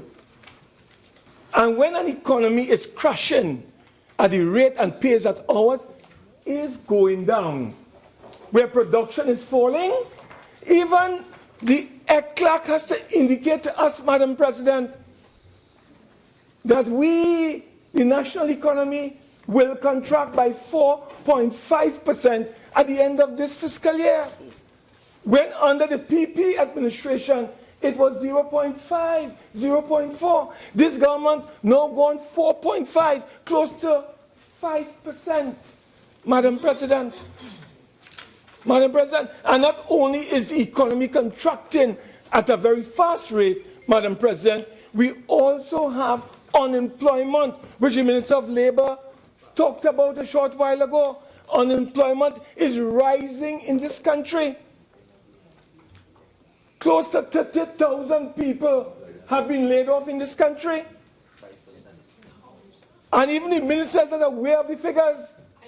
The minister is conscious of the fact that any retrenchment that is taken, not you, I never said you said anything. I said you are not aware. Because you have admitted in this, I'm going to say you, the Honourable Minister, indicated that retrenchment under the law beyond 5 over, you report. 5 and under, you don't report. So what they are doing is that we are doing our own calculations. We are doing our own estimation. And the government knows that unemployment and underemployment is on the rise in this country. They know that. My information And the Minister of Rural Development must tell us, because CPEP is now under you, the Honorable Minister that is. The Honorable Minister has been instructed to get rid of close to 6,000 CPEP workers by the end of January, and also a lot of contractors. So the unemployment rate will rise. If that is not so, when the Honorable Minister rises to speak, he will say that is not so, and CPEP workers will not be retrenched or be laid off in the number that I have mentioned. You must tell us. So, Madam President, the government is saying, Madam President, that corporation, an individual who's earned more than $1 million, chargeable income beyond $1 million, is going to be called upon to pay 5 cents more. So it will go to 30 cents beyond $1 million once he's earning that. I wish the minister luck. I wish him luck. I am happy if he can get 80 million. I would be happy. I hope he doesn't come and disappoint us, because we know something called tax evasion and tax avoidance in this country. I hope he's lucky. And then he says that he's going to get what? Close to 580 million from business beyond $1 million chargeable in terms of profits. I wish him luck. Madam President, we know what is going on in this country. We know when an economy is shrinking at the rate that ours is shrinking, you're going to get less and less people complying. You remember when the minister came here and told us, Madam President, that the government expects to raise $12 billion. In fact, what was the end result? He got almost the same amount that we collected in 2014, 2015. As above that. So the whole policy to bring 7,000 items that were traditionally zero rated into the tax bracket of 12% has failed. And you know why? Businessmen are under pressure in this country. Green levy, business levy, VAT. How much more can they take? So what some of them are doing, many of them may be doing, I don't know. Madam President, no receipt. Buy, no receipt. They're just taking cash. So they are undermining the revenue base of the country. And not because, Madam President, I believe they want to be dishonest, but the reality is that businesses are under pressure. And the government is just piling on the pressure on people. And Madam President, when we go to the online purchase tax that the minister has imposed, we call it an air freight tax, right? An air freight tax. The minister says a short while ago that he has collected a couple million so far. His anticipation is 70 million by the end of the fiscal year. You may be lucky to get it, Madam President. But we would like to know, why not a sea freight tax? Explain away already? You explained so many things that I think sometimes you wonder if you understand what you're explaining. Madam President, I realize something in this country with this honorable minister and the government. I'll leave him out. The government of this country. Whenever big business says they want a waiver for high-end vehicles that on the ocean arriving here, they get it. Business say, Madam President, big business, hotels, he say, Chamber of Industry and Commerce, another big business. They say box wine. We impose a 20% on box wine. They tell the minister wine to decide. You understand? Box wine. 20% duty on box wine. You know what happened? They went to the minister. And this minister, in his normal generous mood for big business, not for poor people, he crushes and punishes poor people. But he is there to help the rich and big man in this country. So what does he do? He admits this evening in this parliament that the government of Trinidad and Tobago, Madam President, has given a waiver. Madam President, it's here. The waiver is here. It's a remission. Here's the legal notice. Legal notice number 192. Cabinet sat down last week, Thursday, this last Thursday, and gave effect to the chamber and the hospitality industries call for a waiver on wine. So they want box wine for Christmas. And Madam President, you know what happened? Madam President, a crime was committed in this country when an announcement was made sometime in the month of April that there will be an increase in alcoholic beverages, duties on alcoholic beverages and tobacco products since April of 2016. And it only came into effect when the budget was read in September. And Madam President, you know what that resulted in? Warehouses of tobacco products and warehouses of alcoholic beverages came into this country at the old rate. And because they got an indication since April month that I am going to raise this thing by 15%. In the instance of external, it was 20%. And they stockpiled. And they just exploited the national community, selling at the new price, although they paid the old rate. And it's the same thing, Madam President, will take place with the box wine. They have imported box wine at the old rate, selling it at the new rate, and stockpiling. So come the new year, they will be charging you a pound and a crown. Courtesy who? The government of Trinidad and Tobago. So the government, Madam President, is, you know, when poor people, we representing close to 400,000 people, when we made representation to exempt school books, to exempt computers, to exempt sporting material for young people, what was the minister's response? The minister was not concerned about that, Madam President. You see, we are not millionaires. We are not financiers. We here in the opposition, we on this side are not part of the millionaire club, Madam President. We are not part of that club, Madam President.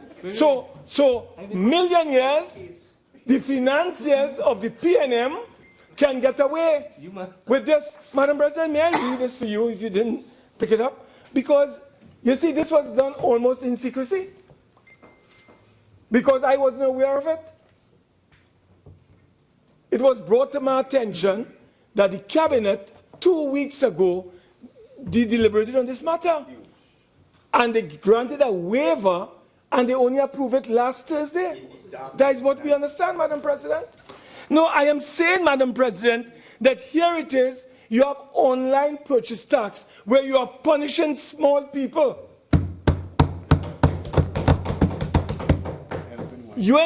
Madam President, when people asked the minister to review this online purchase tax, the minister was adamant. He will not do that.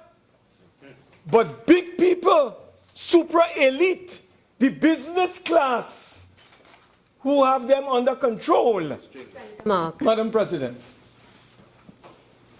You have 5 more minutes, but I just want to caution you on language and ask you to bring it more in line with parliamentary language, please. Thank you. Language you're referring to, could you point out to me? I will let you know as you go along. Okay. I'd like you to know because I speak English. Huh? English language I speak. Senator Mark, don't. Sorry. Yes. Sorry. But Madam President, you told me I have 5 more minutes and I have to obey your instruction. Right? But I want to tell you, I go back to the bonds issue. And I want to ask you, Madam President, what confidence are people going to have in these bonds that they are going to invest in? When just some months ago, Madam President, we had the matter of the Minister of Finance coming to the rescue of what you call the name of the company is the Education Facilities Company Limited. In an advertisement in the Daily Express, dated Thursday, the 27th of October, 2016, they were going to have a meeting in order to ask bondholders to postpone the payment that was due to them. You know why? Because there was a threat to default. And the minister had to come last minute to tell the country, Madam President, there will be no default. What guarantees do we have when you put your money into government national savings bond? There will not be a crash. Already understand the governor of the central bank is allowing the Minister of Finance to use the funds from treasury bonds and treasury securities that's supposed to be sterilized for purposes of expenditure. Let the minister tell us we are wrong on this matter. And those are monies that are not supposed to be touched. But understand the weak and supine governor who they appointed, a puppet of this government. All right, Madam President, you will say he's not a puppet, but he's weak. You understand? They have done nothing about it. So, Madam President, I want to tell you, we have no confidence in this government. And I want to warn them, if they continue to aggravate this population, they will get a message if they continue to aggravate this population. And they are pushing this population to the brink with their backward and reactionary policies that are not helping this country, only helping big business. But the people are sending a warning to you.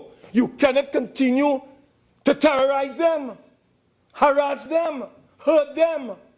They will respond, Madam President. And I hope when they respond, the government could answer. We don't want them to respond. We believe in law and order. And we will do everything in our power to promote law and order.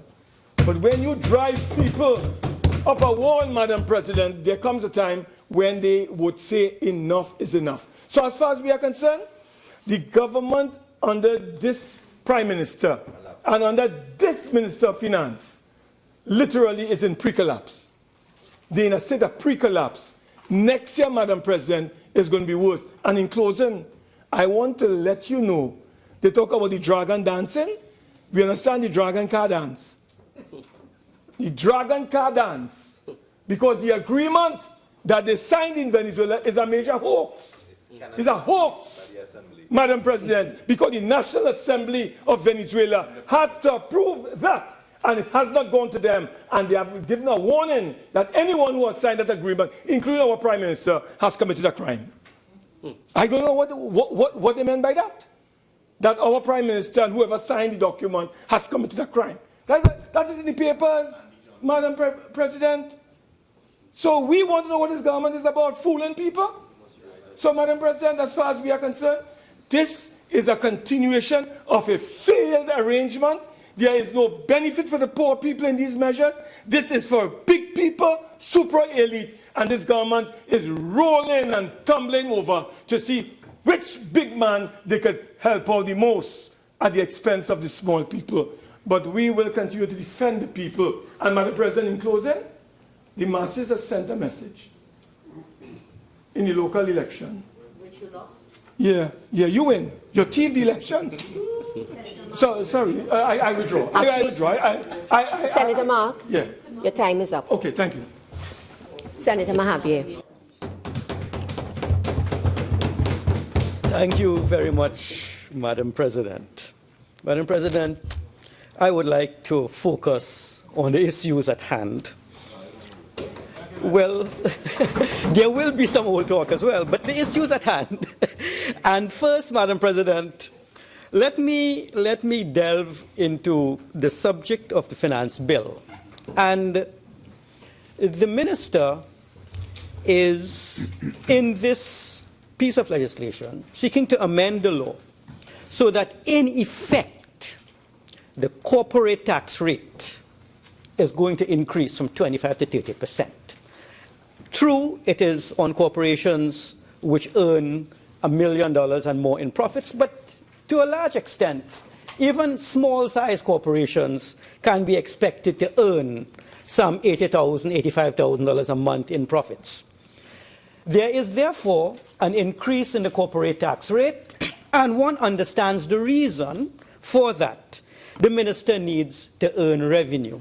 The reason for the online tax, on which I'll have something to say, and also the increase in the income tax rate for individuals earning in excess of $1 million a year, are measures aimed, Madam President, at expanding the revenue base of the Honorable Minister of Finance at a time when he is collecting only $37 billion, and his expenditure is closer to $50 billion, and there is a huge gap that he has to confront and contend with. The problem, as I see it, with the corporate tax rate increase from 25 to 30% is that while we are, in effect, taking from corporate earnings a greater percentage, 5% more, we have to remember that corporate earnings are really used for two purposes. One, to distribute as dividends to the shareholders of the corporation, and second, as retained earnings for reinvestment in the business itself. Reinvestment income is an important component of the capital base of a company, where instead of selling more equity, instead of floating bonds or borrowing from commercial banks, it can use its own earnings and expand in that way, so enhancing shareholder equity in the future. What I would recommend, therefore, for the consideration of the Honourable Minister is that every increase in taxes which have associated with it an increase in his revenue can also have a disincentive effect. And we need to look at the balance between his revenue increase and the disincentive effect of the higher tax.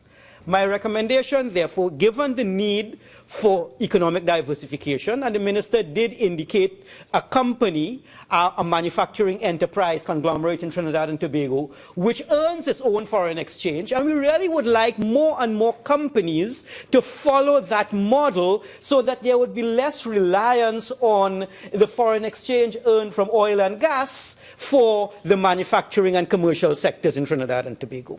So that if the minister can give consideration to the following, I think the 30% increase in the corporate tax will not have the adverse consequences which it could potentially have. And that is the consideration, Madam President, of this concept of an investment tax credit.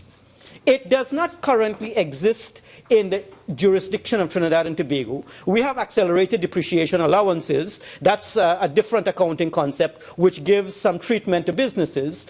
But if we wish for our corporations in our country to expand and to use retained earnings to acquire new plant and equipment, so expanding the capital stock of our industrial enterprises, in particular our manufacturing sector, I would recommend that in the forthcoming budget presentation, or even the course of this year, the minister will give consideration to a tax credit, maybe 5% of the purchase price of new plant and equipment, which can be defrayed against corporate tax. So he still charges his 30% corporate income tax, but he gives a 5% tax credit so that corporations which are reinvesting in expanding their operations can obtain a rebate, and the disincentive effect on industrial enterprise can somehow be mitigated. But this is not used in our jurisdiction, Madam President, widely used elsewhere, certainly in the United States, and there are models to follow. So I would place that on the table for the consideration of the Honourable Minister. Madam President, let me focus on this issue of the government savings bonds. I heard Senator Mark with respect to the rise in the public debt. I have, together with many people in my field and in the country, do have a cause for concern about the public debt. And I know, given the increase that we are seeing in the price of oil, hopefully also the price of gas, based upon the discipline exercised by OPEC and non-OPEC members, it is possible, even with our reduced production of crude and other products, we should see an enhancement of our revenue base and our revenues to the government. And it is my hope that the Honourable Minister still, even when the price of oil and gas rises, will continue to exercise the discipline of looking for spaces in his budget where he can continue to cut expenditure. Because if we were to increase our expenditure as revenues rise in the current year, we will not be handling our huge debt overload efficiently. And we do need to keep an eye on our public debt, and one way to do that is to ensure that there is that level of discipline that we have seen over the course of the year, where the minister continues to rein in expenditure while revenue is enhanced, and so we will be able over time to reduce our stock of debt to a more manageable quantum, and it does not impose macroeconomic instability in the country. But with respect, Madam President, to government savings bonds, the minister has indicated in this finance bill that there will be an amendment to the Government Savings Bond Act, Chapter 7141, and the amendment is in reference to Clause 3. And in Clause 3, the minister is seeking to increase his limit under this act for the sale of bonds from $300 million to $2 billion, and this $300 million limit was established in 1982, so that it is due for a revision. Again, Madam President, I think that the minister really should raise the limit from 300 million, but why 2 billion? The same issue arose in the Remedy to Creditors Act, when the minister sought to reduce the interest rate on judgment debts from 12% to 5%. The question was posed, why not 3? Why not 4? And my recommendation then was that if we were to link the interest rate to some objective measure, then we would have a law that is elastic. I had recommended that we link judgment debts to the repo rate. My colleague Senator Shriki Soon had recommended that we link it to the prime interest rate. And there was no debate as to linking it with something. It was just to what you link it with. My own argument was that the rate of the repo rate was established by the central bank, and we would want the judiciary to be guided more by an independent arm of the state as opposed to the actions of the commercial banks, which will cause the prime rate to be, of course, a particular level. When we create our law in that way, Madam President, what we are doing is that we are making the law elastic. We are saying that if we were to link the judgment debt to, and I will relate it to the Government Savings Bond Act, if we were to relate judgment debt to the repo rate or to the prime rate, whatever is government's policy, then as the repo rate rises, or as the prime rate rises, the interest rate on judgment debt will rise. As the repo rate falls, the interest rate will fall, and there will be, in my business, something known as an automatic stabilizer. It means we do not have to return to the Parliament to change certain fixed figures like a $10,000 fine or a 5% interest rate.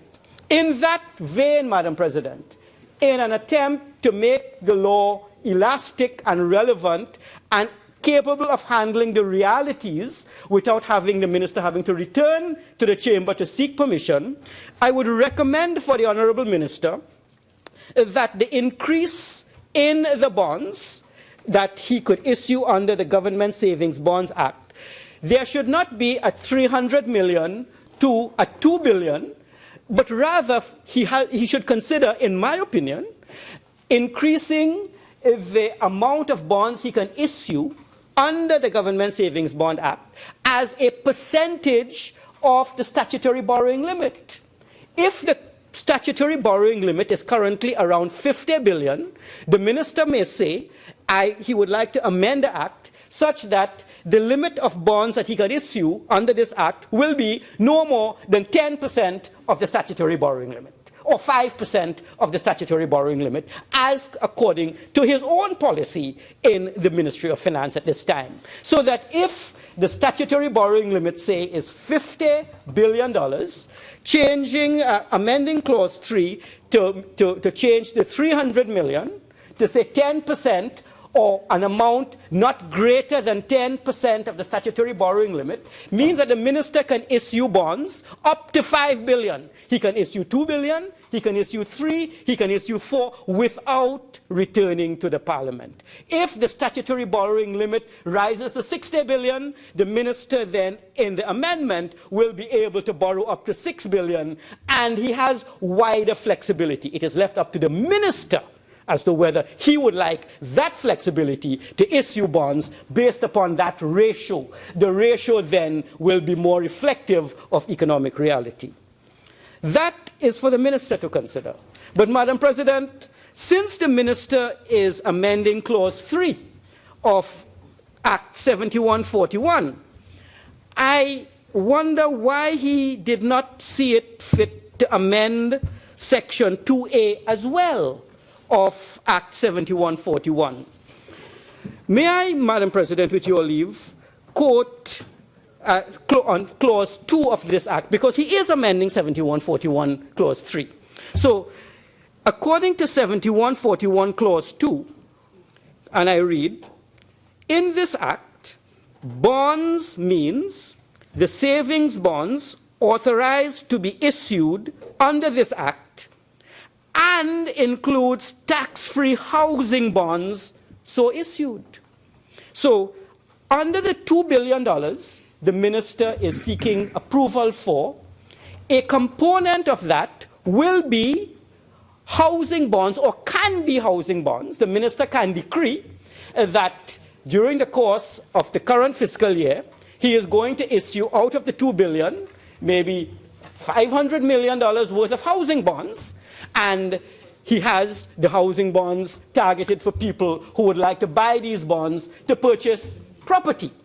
But, Madam President, when I read 2A of the said act that the minister is amending, 2A states, the proceeds of sale of tax-free housing bonds issued under this act shall be applied solely for the provision of mortgages to individuals for the purchase of houses where the cost of construction, together with the cost of the land, does not exceed $250,000. So the minister is amending Clause 3, but to borrow $2 billion, but this particular Clause 2A, which was drafted and passed in 1988, is now highly irrelevant. I cannot see a citizen buying bonds issued by the minister under the Government Savings Bond Act. Not that I am saying that the minister is going to issue housing bonds in this year, but if he chooses to as part of government policy, the bonds will be irrelevant because no one is going to buy bonds knowing that they are limited to using the proceeds of the bonds to purchase a house for $250,000. A $250,000 house, inclusive of land, does not exist. It existed in 1988, it does not exist now. And so, again, for the consideration of the Honourable Minister, I know it is going to be a little problematic to go back to the other place, and we need to pass the finance bill. But I would recommend to make the law relevant, and instead of coming back again to the Parliament when it does decide to issue housing bonds, that we simply add a zero. So we amend, since we are amending clause 3, I would have amended clause 2 to say up to $2.5 million. That from 1988 to now. Yes, sure. This measure is just dealing with pure savings bonds. I will come back and deal with bonds for educational purposes and for housing purposes. So I'll amend the act at that time. Okay. Okay. Thank you very much for the clarification. Thanks for the information. Yeah, thank you for. But Minister, being the economist that I am, my point is, since you're amending clause 3 now, I would have amended clause 2 now as well. Very much for giving way again. It's the actual value. Right now, there's a provision for registered traders in houses who get tax exemptions for houses costing up to $1.5 million. So we're just looking at the price of the house that we should allow the tax-free savings bonds. That's why we haven't done it yet. Very well. Thank you, Honourable Minister. And may I recommend that you raise the figure to $2.5 million, and that it simply means adding a zero. You see, Madam President, if we did not have to go back to the other place, I would have attempted to persuade the minister now to just add a zero, and so Act Chapter. Madam President, I am not getting into that. I am not. But really, 7141, I think, for the consideration of the Honourable Minister, to make the law more elastic. The Minister, I know, is amenable to the recommendations coming from this side. And may I, Madam President, commend the Minister for actually listening to contributions on the independent bench in a recent public hearing. The report is not yet out, but I can comment on what has appeared on the live television. The two permanent secretaries in the Ministry of Social Services indicated that they are working assiduously to ensure that old age pensioners' life certificates will be a thing of the past. It was no doubt due to the intervention of the Honourable Minister, and they even gave us a cut-off date that by January the 1st, 2018, old age pensioners will not be harassed. So I want to thank the Minister for listening, and so we come up with these recommendations. Clause 3, to make it elastic, to link it to the statutory borrowing limits, and Clause 2, to raise the limit on housing bonds so that it would be relevant to people wanting to purchase a decent middle-class home for up to $2.5 million. So I know the Minister is going to amend 2A accordingly. And he gives us the assurance. I understand the Minister has given us an assurance that he will come back and undertake the necessary amendments. Madam President, let me focus on this vexing issue of the online purchase tax. I really don't have a problem with the 7%. The problem I have is this: who really should collect the tax for efficiency purposes? Because from the figures given to this Honourable House by the Minister, he expects to collect maybe $3 million a month, maximum $40 million for the year. In the scheme of things, it is not a grandiose tax, and could we not burden our customs and excise with this small tax? Since I'm looking at the logistics and the mechanics, since the online purchase tax is going to be paid for in an electronic form, this electronic form has to be administered largely by a financial institution. The payment will go through a bank, I'd imagine 90% through a credit card. There are maybe some debit card purchases.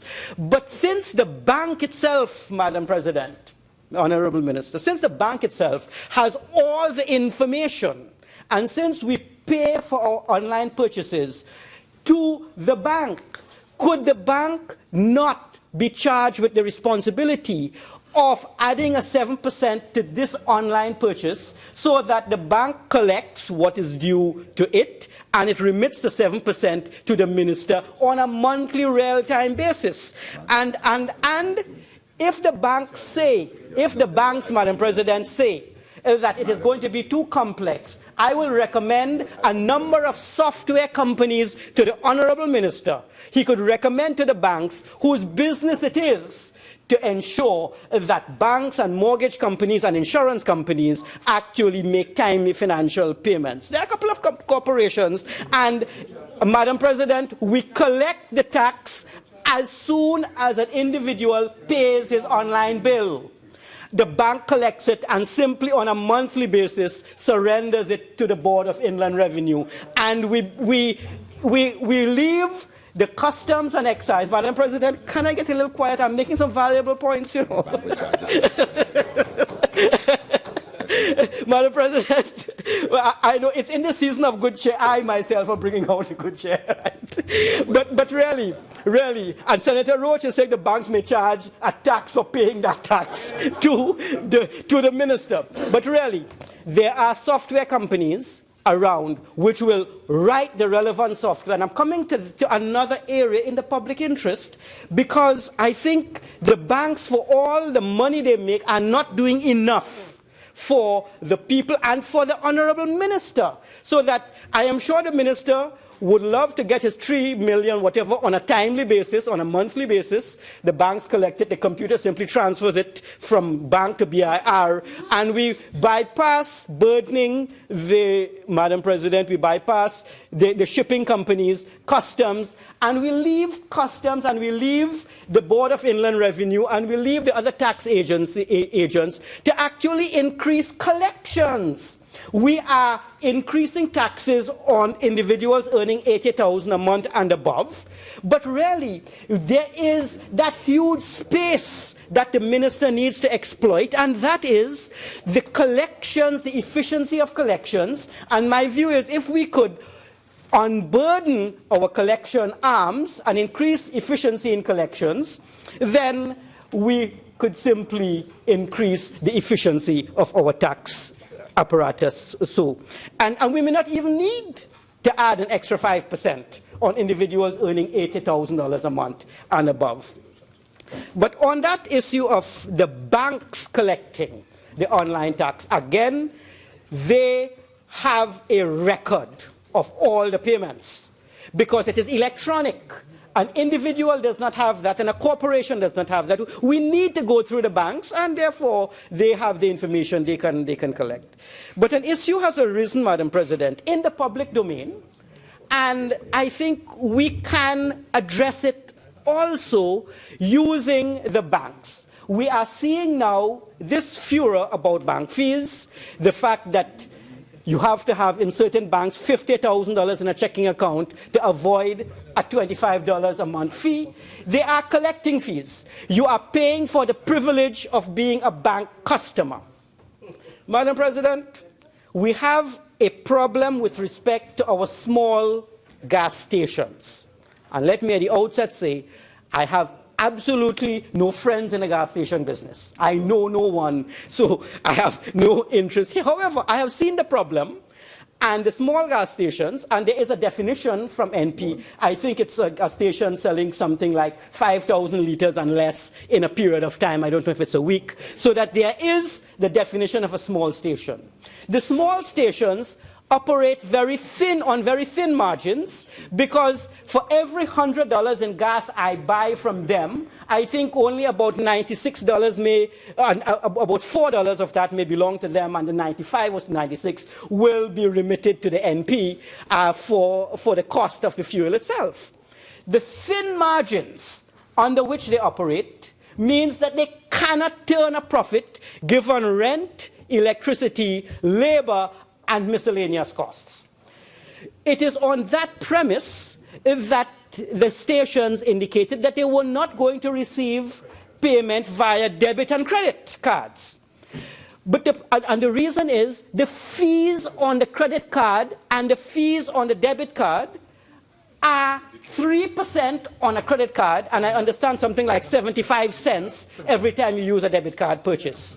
And given the thin, narrow, small margin on selling gasoline, the stations find that maybe 50% of their profit out of that margin is actually going away as a fee to the banks operating the card.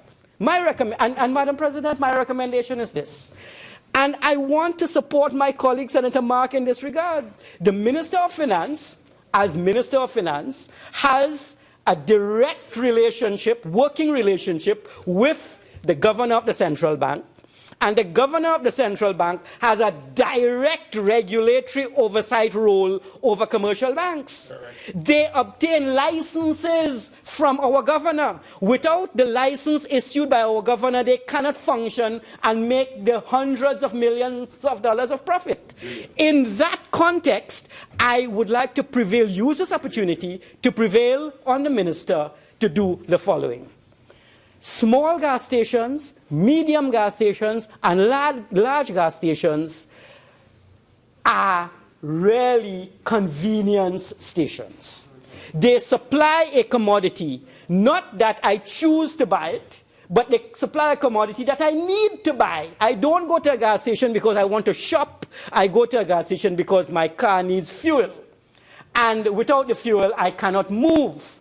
So I consider that they supply an essential service.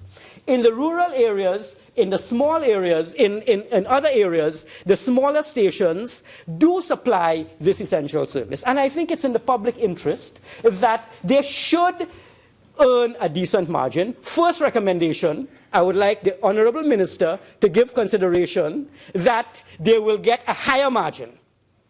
Is it there, Minister? No. the minister is indicating that perhaps he's on the line, and now he's saying he's not on the line. Okay, Okay, I am talking, and Madam President, in a finance bill, you in your generosity, you grant maximum leeway in the public interest because I cannot vote on it, but I can recommend. And so it's finance, you see, and the financial implications are as follows. If the minister can consider giving the smaller stations a higher margin to allow them to defend the public interest and be open 24/7 during the week, that will be fine. But alternatively, because he has jurisdiction indirectly over the commercial banks, I would recommend that the minister, together with the governor of the central bank, look into having the banks deem small gas stations separate and distinct, worthy of special treatment, so that the links fee that we pay and the credit card fee that we pay can, for station owners, be less. In that way, Madam President, we will find that the public will be able to get their fuel, the stations will be able to earn their profit, and the minister will defend the public interest using his powers as a minister of finance. Madam President, in case we think that this is not done, case in point, Walmart has currently a huge battle with Visa, Google, and they have decided that they will not use Visa in their stores because the margins on Walmart are so low, similar to what we have in a gas station. And so if Visa refuses to reduce its fee on Walmart, Walmart says we are not using your card in our store. It has happened in the province of Manitoba in Canada, and it can be rolled out in Walmart internationally. And there is no good reason why the banks in this country cannot lower links fees for gas purchases and also their portion of the credit card fee for gas purchases from small station owners. I know they can't negotiate with Visa International, that's a monolithic firm, but Madam President, they can certainly cut their own fee, and in the public interest, in exchange for having the right and in exchange for having a license to operate in Trinidad and Tobago, I think they can give the motoring public some concession so that the small stations will be able to use the cards, to accept the cards with convenience to all.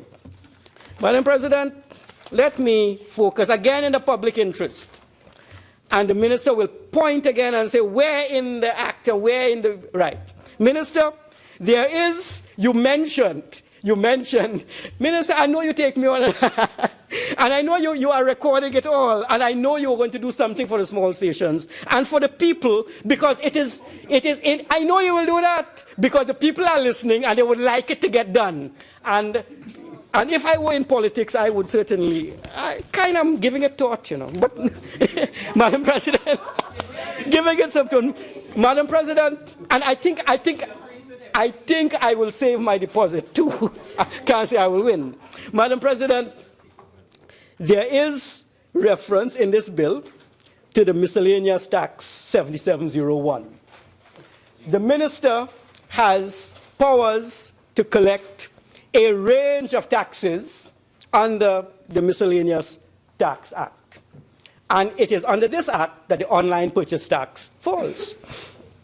But I want to raise for the attention of the minister the possibility that he has not looked at a particular tax that could raise him revenue, and that if he levies under the miscellaneous tax, if he levies this act, Madam President, he is going to collect revenue and make 1.3 million people happy. Is it possible to levy a tax that will make 1.3 million people very happy, I mean ecstatically happy, not just pleasantly happy, and raise revenue at the same time? But 10,000 people may be upset about it. I raise, Madam President, this issue that is arising at this season, and that is fireworks sales in Trinidad and Tobago. It is subject to a VAT, 12.5%. It is subject to a VAT. But I would recommend to the minister that there be a special nuisance hazard fireworks tax of an extra 25% on fireworks sales in Trinidad and Tobago. Madam President, let me look at this that can fall under the miscellaneous tax. You buy fireworks for $1,000, inclusive of VAT. You must pay $250 in a license fee extra, so that you will have the authority to send off these things in the air. Who will benefit? The minister will benefit. He will collect an extra 25% on every firework cracker that is exploded in this country on All Year's Night. He could issue a license, and the license could be that you send up your first cracker at 11:30 All Year's Night p.m., and the last one could be sent up at 12:30 p.m. All Year's Night. So for 1 hour, it's mayhem and madness, but 1 hour only. Madam President, who will benefit? The minister. He will benefit the country. The babies in this country, under a year, they will be very happy. We're coming to the dogs. Let's talk about people. The people, in a finance bill, we have latitude, Madam President. Wide latitude, as long as it can defend the public interest. And this is a matter that has fallen through the cracks. This is a matter that has fallen through the cracks. And I'm going to agitate for all the senior citizens in Trinidad and Tobago. I don't know when was the last time someone heard a firecracker. I heard one 2 nights ago. And it was as if this country was under attack. And someone was simply firing off his thing, and without regard to my consideration. I know you're having fun. I want you to have, but I need my peace too. Babies in this country, the senior citizens who would like people to have their fun, but who would want a good night's rest. Those hearts are for us. I understand there are those who have heart conditions, and the noise can be a bit problematic. And now, let me agitate for all the pet owners, all the dog owners in Trinidad and Tobago. Only those of us who own dogs know the madness which goes on a night like All Year's Night. and it is, in fact, injurious to them, anxious for us. It's going to positively affect me. But Madam President, what has happened is this. On the news, the night after Diwali night, there was a fellow citizen. Senator Mahabir, you have 5 more minutes. Thank you very much, Madam President. On Diwali night, it was on the news, a fellow citizen went to see the light up in the village of Las Lomas. I'm very familiar with the village, coming from Cunupia myself. And someone threw a cracker in her vicinity, and she injured her limbs. Cannot recall the lady's name at this time. We saw her injured limbs. And I'm wondering, who is compensating her? That was at cost to the state for medical care. Who is compensating her for the loss of use of her limbs? This matter is now unregulated. It no longer is it a nuisance. When you ask the police, they say it's fire. When you ask the fire, they say it's EMA. It has fallen through the cracks. The Minister of Finance, the Minister of Finance can levy a tax. And, Madam President, if we were to levy a fireworks tax in this country, together with regulations on its use, we will be able to increase our revenue base. At the same time, Madam President, we are going to ensure that there is peace, order, good governance, and harmony, not only to the citizens, but to the pet citizens of Trinidad and Tobago. Madam President, the finance bill has in it a number of measures which will certainly benefit the welfare of the people, but really we need to look carefully now at measures such as the gas station concession that I'm looking at won't cost any money except to the banks. This fireworks tax, which will create some peace for us, won't cost the government much money, but certainly it will enable we the people to use the parliament to do what we can to ensure that the public interest is protected. Madam President, I thank you for the courtesy of your attention.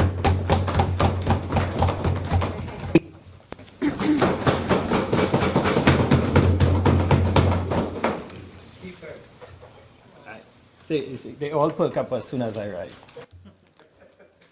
Thank you, Madam President, for allowing me to contribute to the government's side on this debate, and also to respond to some of the issues that were raised by the two speakers before me, and also to commend the minister once again for coming with something that take some courage and some deep thought to come up with, and some measures that really reflect the situation that the country is facing in terms of the revenue shortfall and the need to do something about it.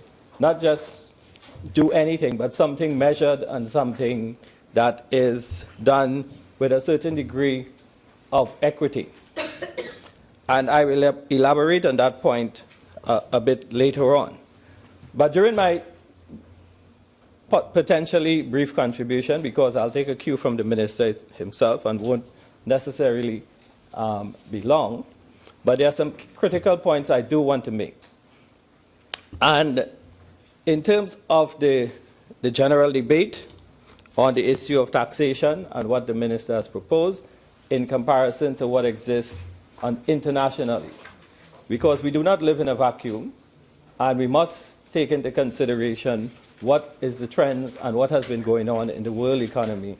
As we have seen, we live and die by the price of oil and natural gas, and we also live in a global economic environment where there are significant factors that, no pun intended, that lead to us not being able to ignore global trends. Okay. Now, generally, of course, I'm in support of the measures, and the first issue of the National Savings Bond, I think, is rather straightforward and really doesn't deserve much discussion.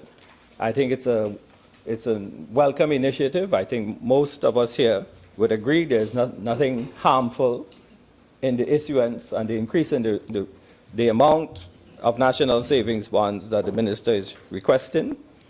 And this is important as a new, perhaps, well, as an expanded opportunity, may not necessarily be new, as an expanded opportunity for citizens to invest in.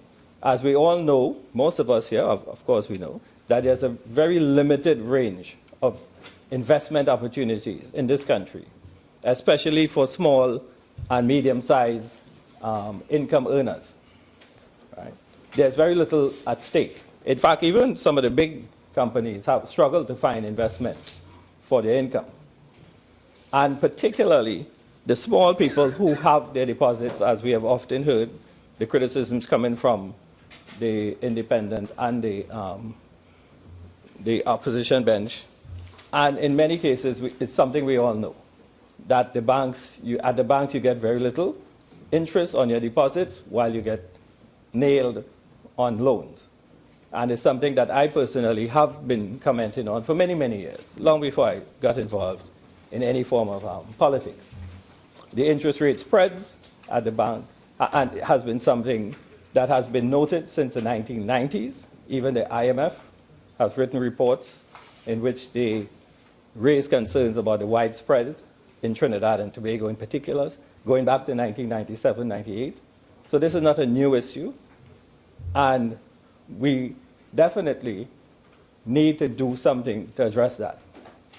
I've heard the explanations from the commercial banks over the years because they have responded at various times as to why this is so. But still, given what we know to be the reality of the situation, we must take a closer look at it again.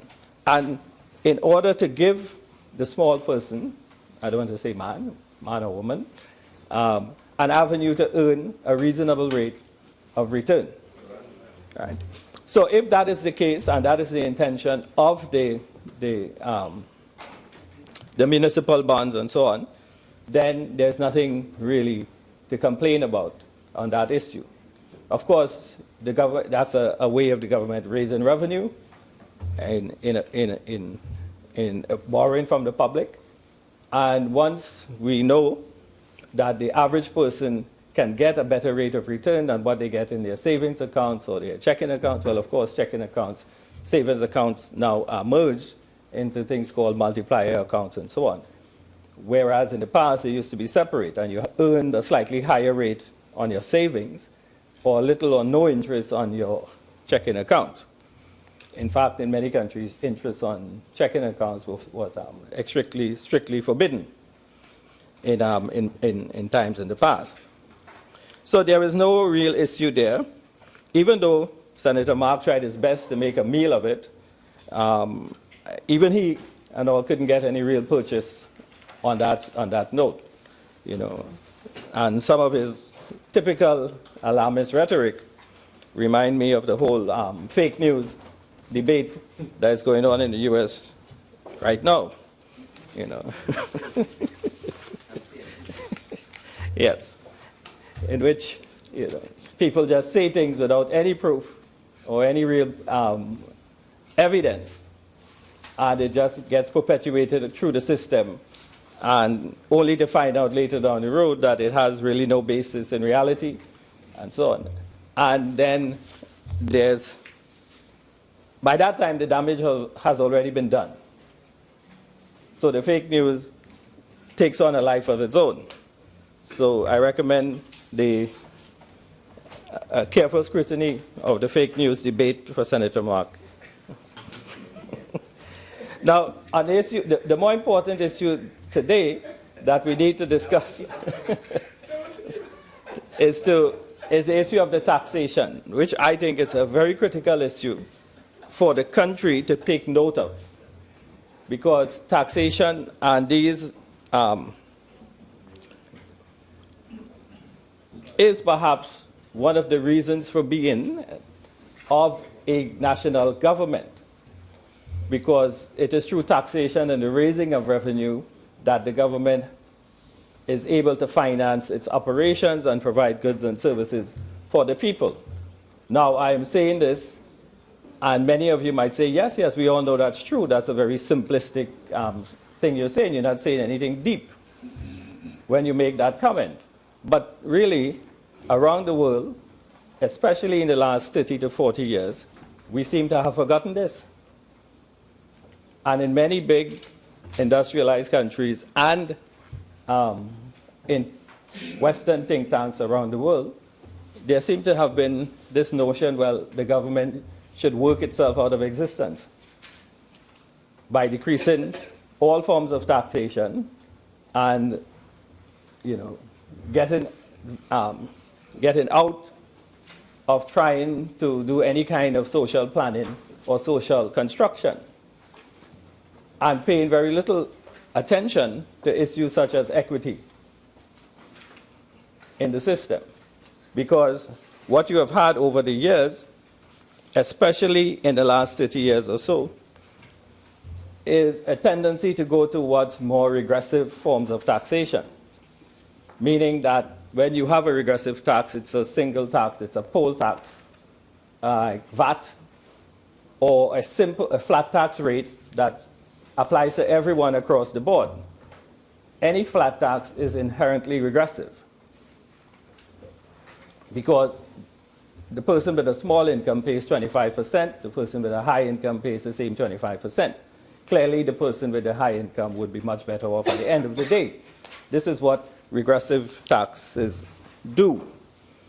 So what the minister is introducing with this measure is a kind of progressive dimension to our tax system once again.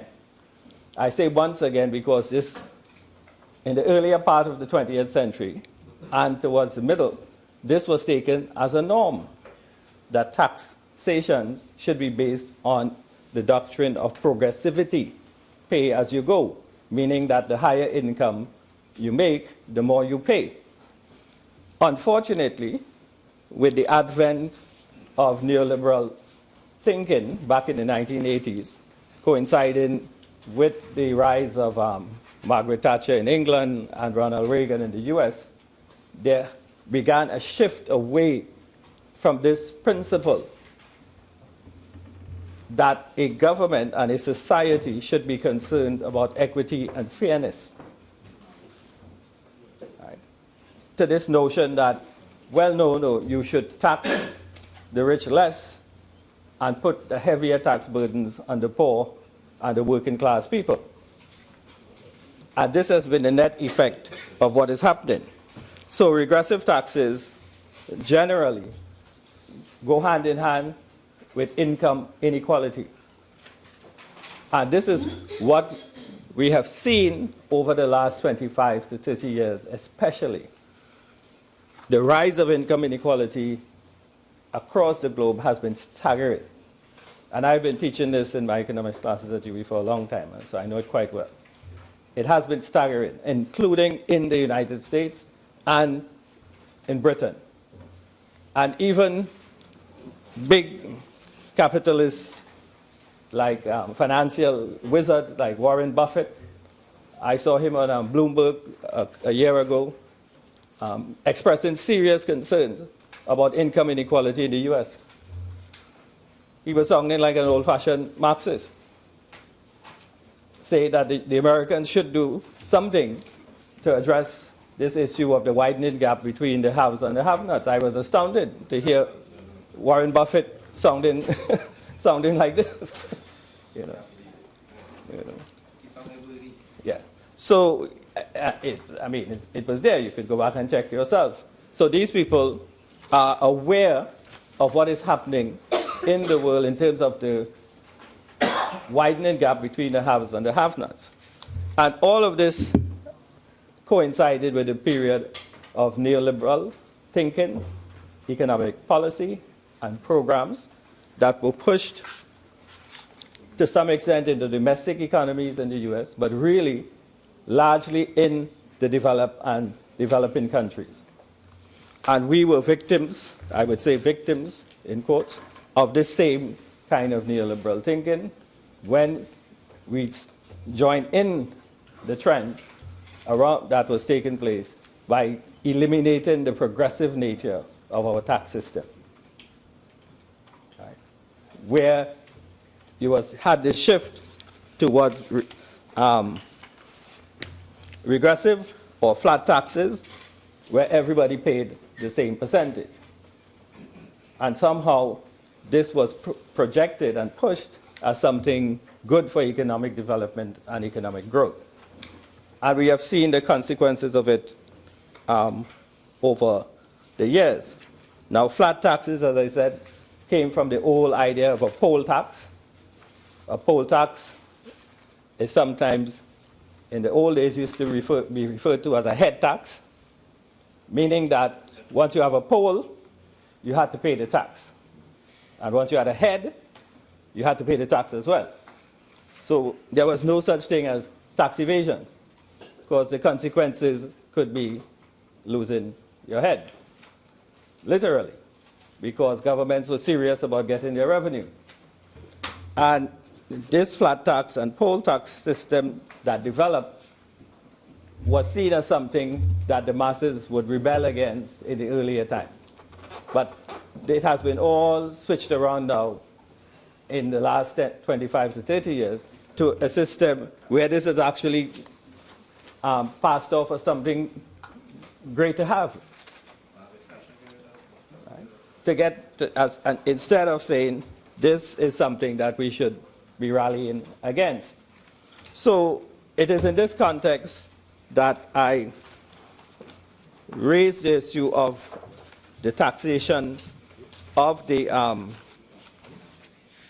measure being introduced by the minister and the element of progressivity that I like that in particular, because I think it's a matter of time before we go back to the old progressive system and reinstate some kind of equity in this country and the rest of the world, because it's going to happen sooner or later, because you get things like the rise of people like Donald Trump and many others who are on the scene beckoning to take over in Europe and elsewhere, who will be coming with much more radical ideas. And part of it comes from this whole issue of income inequality and the perception that the system is not fair to average and ordinary people, right? So in terms of the taxation, let me just give a little international perspective on what we're doing here, as opposed to just simply looking at the domestic situation. Right?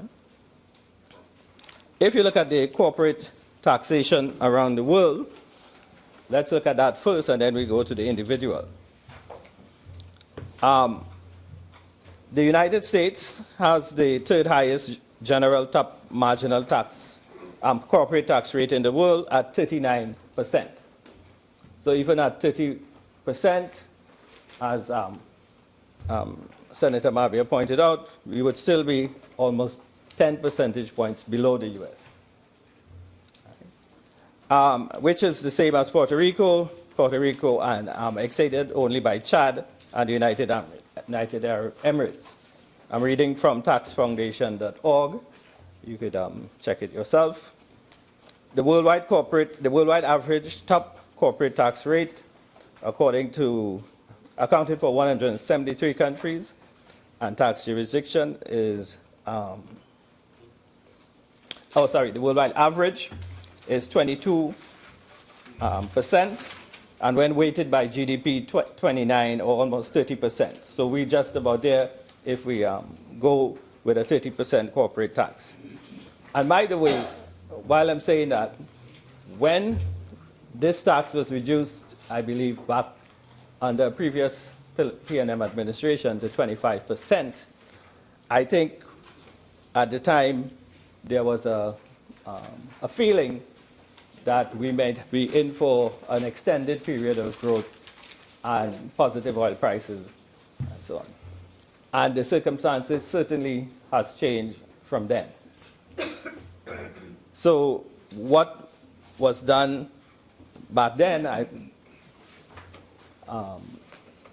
I would not have agreed with it, but it was something that was done in a particular context.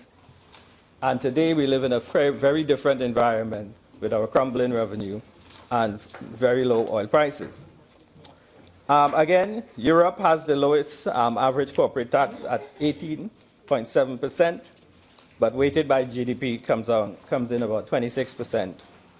Africa has the highest simple average of 28%. So again, closely related around the 30% mark.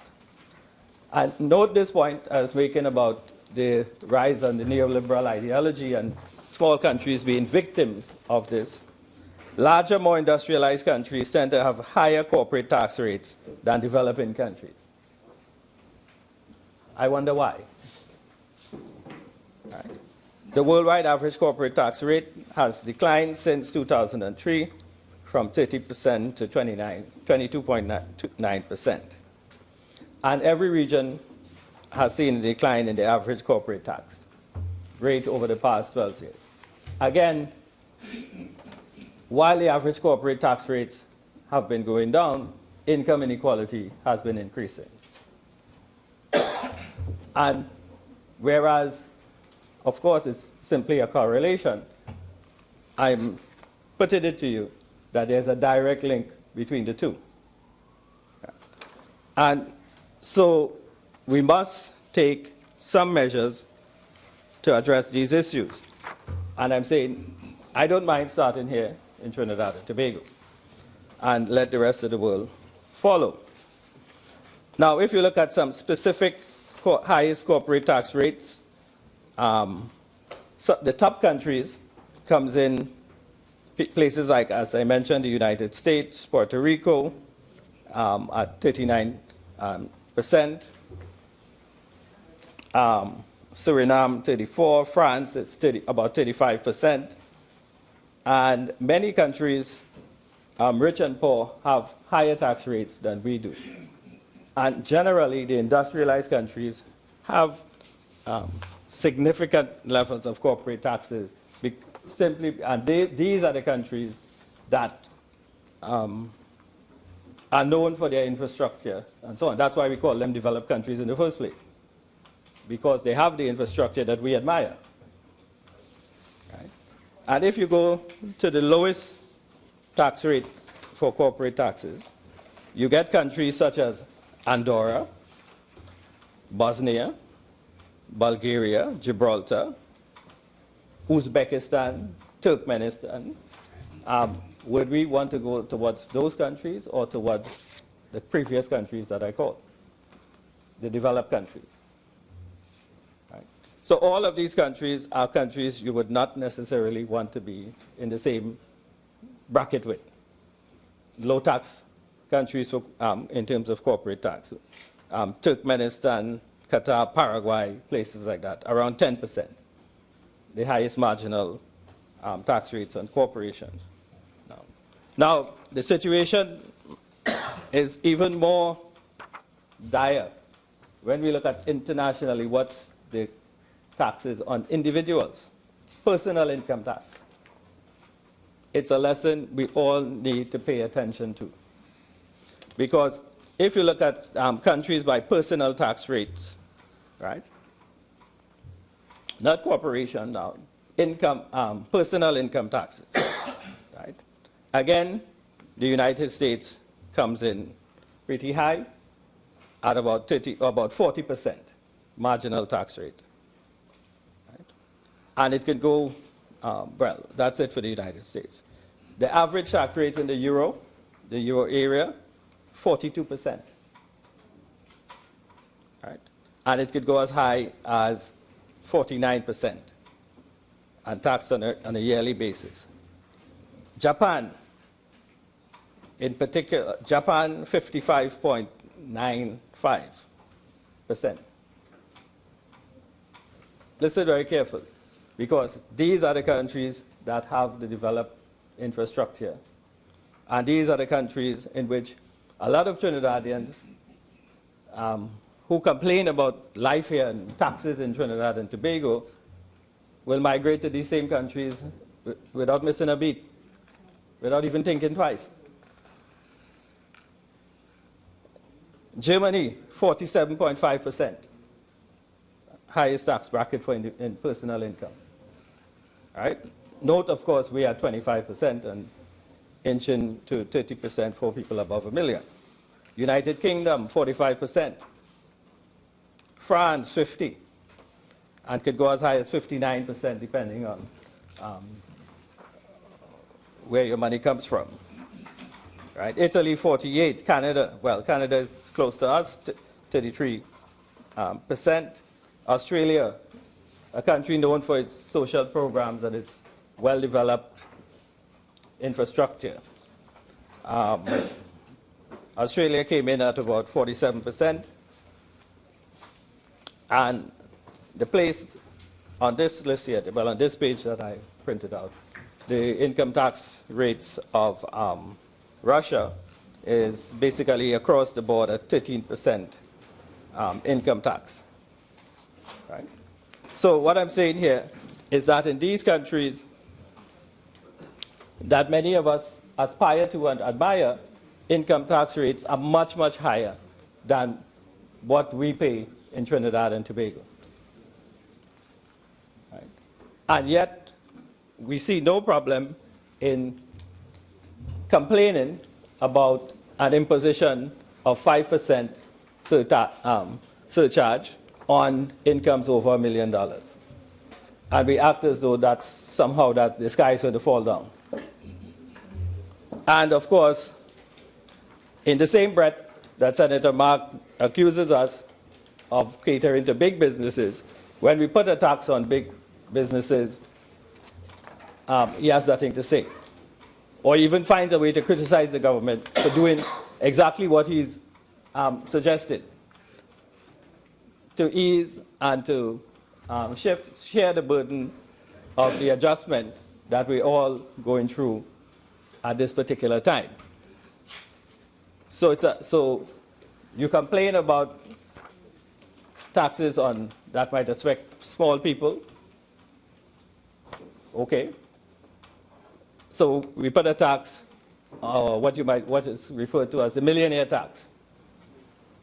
Something you should applaud and give the government credit for, and in fact shake the Minister of Finance hand and compliment him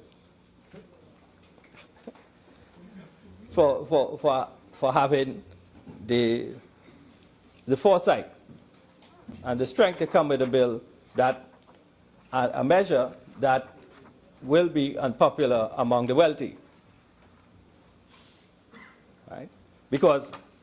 But I understand the opposition's approach, because in 5 years, what they did, 5 years and 3 months, 90 days, what they did was never consider any serious revenue generation measures, as I have said ad nauseum over and over again from when I was on that side, and I have to say, standing on this side as well.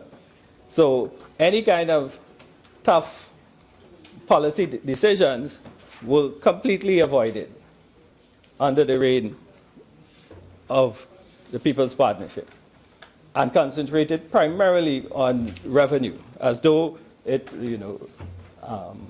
an expenditure, my mistake, where it was like it was taken for granted that the revenue would always be there, without paying any attention to the fact that the government needed to generate revenue in case of the rainy day. And that rainy day that we had warned about while we were in opposition was the day when oil price and gas prices would collapse. And that rainy day started towards the end of 2014, about 2014, when the price of oil started to head south, to go down. And they remained in office till September, and they continued spending as though the price of oil was going up. They were defying all logic, which was very unusual, typical of them. Right? And they never sought to bring measures to this parliament, such as the minister is bringing today, to really add revenue to the government coffers so the country could go about having the wherewithal to finance the programs. And the same breath, they will come and say, when are you fixing this road? When are you repairing this school? Where is the money for Carnival? You know? And where's the, pay all the contractors, right? And all these things, and yet when the minister comes to raise revenue now, you act as though the sky is falling. You know, it doesn't come from thin air, it has to come from somewhere. And if we don't borrow it, we have to generate it through taxes, and eventually overall expansion of the economy will lead to an increase in revenue, as we all know. So with these few words, I wish to lend my support, full support, to the measures obtained here today, in the bill here today, and to congratulate the minister once again for having the wherewithal to come with a realistic package, and not a fake news package. not a fake news package that only obtains, as the former government did, in a feel-good session, and avoiding the economic reality that the country is facing. Madam President, I thank you. Senator Hadid.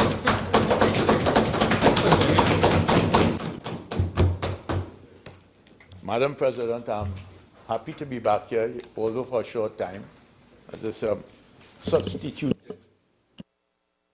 Contribution today has to deal with Finance Bill number 3, 2016, which was approved in the other place. This is a money bill and intended to give effect to the fiscal measures in the budget. These measures are designed to encourage savings and provide funding for the operation of the government fiscal package for 2017.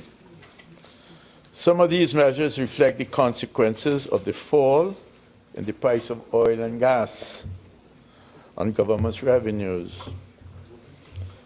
But in all, the minister had to say there was nothing that added confidence that he had a workable plan to turn around the current economic situation and circumstances that we face as a nation.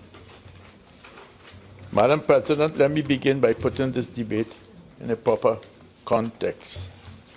The fall in oil prices, coupled with this government's lack of clear vision and strategy, has resulted in a severe contraction in the economy, an increase in the level of debt, an acceleration of job losses, a worsening of the government's fiscal position, and a deterioration of the country's foreign reserves.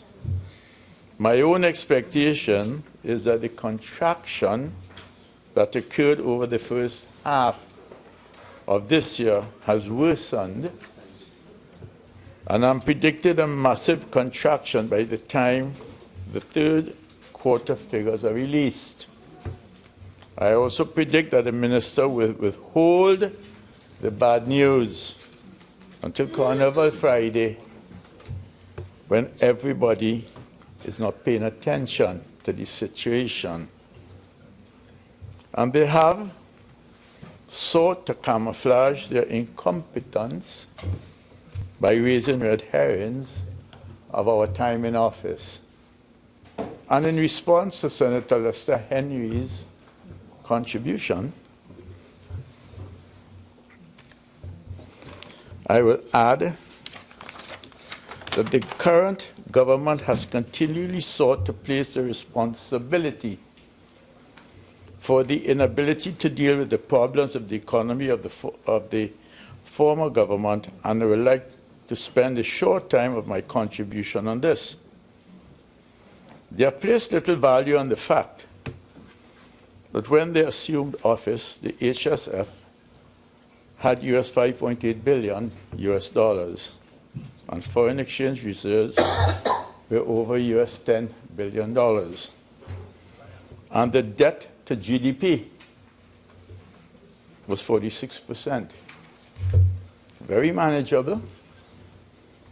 To paraphrase the Minister of Finance in the December 2015 budget, in the lower house, the problem the government faces is that it did not move immediately to increase cash flows, or where it did, it was ineffectual. For example, they did